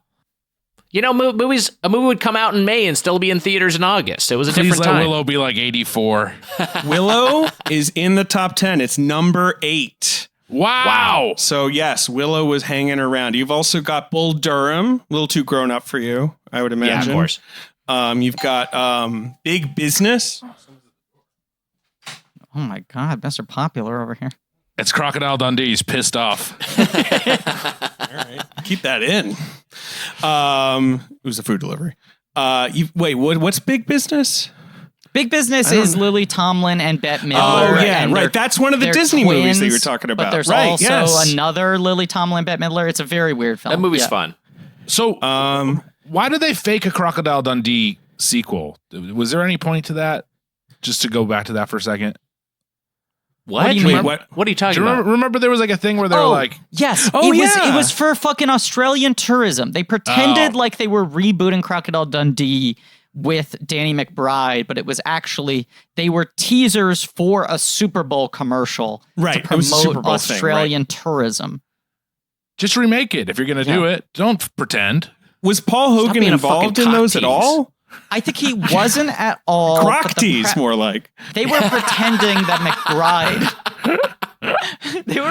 McBride was playing Hogan's half American son. And then like every big Australian movie star was in those ads with him. Like Margot Robbie was in them. Wow. And Chris Hemsworth. But I think Hogan wasn't. Can I share very, very quickly the really funny Crocodile Dundee 2 anecdote? Please. I know we've gone long, but this is just such a good story that I think you guys would appreciate. Colin Quinn was hired to have like one line in Crocodile Dundee 2 as like an up and coming, sort of like New York comedian. His role is credited as onlooker in Mansion. I think he literally had one line, and they gave him the script, and he read it, and he's like 24 or whatever, and he's like, "That script is fucking garbage. You know what it could use? He could use like a sidekick who's like a streetwise New Yorker." And Colin Quinn did a rewrite of Crocodile Dundee 2, and then when he went to set, handed them the script and was like, "Hey, I thought you guys might appreciate this. I feel like your movie could use." That's and so good. I think they maybe took away his line. I think he's now in the movie non-speaking. Wow. But it's one of the best movie star stories of just like being a young actor and being like, "Oh, they'll appreciate if I rewrite the movie and make myself the second lead." That's crazy. more of a take than he's back for more, much more. Which is all Colin they had. Quinn might have been right. You're right. I would love to see that version. Yeah. Yeah, me too. That'd be way better. Bull Durham, Big Business, Funny Farm, Willow, and the Presidio. Funny Farm, pretty good. Yeah, I mean, you got Chase Aykroyd and Abe Belushi in the top 10. Like the shadow of 75 SNL lasted for a long time. Funny Farm, I remember being on Siskel and Ebert's top 10 list, and me being, as a kid, being like, how did this happen? But it's a comedy. Those movies don't go on top 10 lists, and like not understanding that sometimes a critic just, likes the movie like that. You're right. Ebert called it a miracle, and Siskel said it was the best Chevy Chase film of all time and compared it to like a Preston Sturges movie. Yeah. Did they both put it on their separate 10s? I believe so. That's my memory. Yes, they did. And the wildest thing is like, it was a movie that got buried by like Big and Crocodile Dundee 2 and like, Roger Rabbit, like it was a movie that did not succeed at all. Like it was the end of Chevy Chase as a comedy. Big Shot, I feel like, is around I've been watching a lot of old Siskel and Ebert in quarantine as like one of the most relaxing shows out there. It's like my version of, I think, what other people turn to Bob Ross for. But I watched this one where they were like, it was their movies of the year, their like undersung hidden gems or something like that. And they called out this comedy that I had like never heard of. I'm forgetting what it even was now, but it had like a couple big actors in it and it was a high premise comedy that I'd never heard of. And they were like, this movie is so much better than it has any right to be. And it's clearly like the emergence of a major new comedy director. This director who wrote and directed it, the premise sounds like it's nothing special, but it's just the singer, not the song. He's really got a deft touch. And this movie is clearly showing you that this director is one to watch. And then I looked him up and his next film was Mac and Me. Wow. What's the movie? I've never even. Well, you don't even. I'm gonna figure it out while we wrap up the show. Well, we're done. Yeah, you wrap it up. Yes. I'll find you there. Got to send these guys on their merry way. On their merry way. The Philadelphia Experiment, is that the movie? No, maybe it's the one right before that. The Ice Pirates. Maybe it was a couple. High Stuart Risk. Raffle. I think that's what it is. That's the guy. High Risk. Yes, with like Gregory Hines, James Brolin. Yeah. That's it. Yeah. Anyway. Right. Cleavon Little. It's a weird cast. Anthony Quinn. Anyway, Nick, Mitch, thank you so much for doing the show. What a delight. Thank you for having us. Thanks for having us for such a great movie. What a great film. Anytime you guys want a movie, you just let us know. You get first round pick. You're the kings of podcasting. We've said it before, but you guys, Dave and I constantly talk about how you guys are the absolute best in the biz, and we crib so much from you guys. And by crib, I mean steal. But it's truly an honor. We want to do this for a long time. It's a bummer that, a pandemic is the thing that finally made podcast crossovers happen, but also it's one of the few silver linings I feel like of this whole thing is that we've gotten to be text chain buddies and done these appearances. You guys came on our show. It was a delight. A couple of episodes, much beloved. We're thrilled to come back to return the favor, appear on your show. So fun. And everyone, get out of our Twitter mentions. We did each other's shows. Yeah. It's happened. Yeah, you never need to ask us we did the for thing. shit ever again. Stop bothering us with your engagement in the things we make. And by the way, not proctologist. I forgot the joke already. I was trying to do the callback to the beginning. Oh, boy. All right. Let's wrap it up. Thank you all for listening. Please remember to rate, review, subscribe. Thanks to Ange Fergudo for her help with the show and social media. Go to our Shopify page for merch. Go to blankiesirad.com for some real nerdy shit. Tune in next week for Back to the Future Part 2, because this really is a miracle run. And on our Patreon, doing the Alien franchise commentaries. And as always, Who Framed Roger Rabbit gets 5 forks. Hey, 5 forks. Platinum Play Club, right? Right? 100%. Platinum Film Club. For sure. Platinum Film Wiger? Club. There you go. I think 4.5 forks. Wiger. The saxophone wasn't real. It was synth. Yeah, you got a docket for that. I take it back. Absolutely.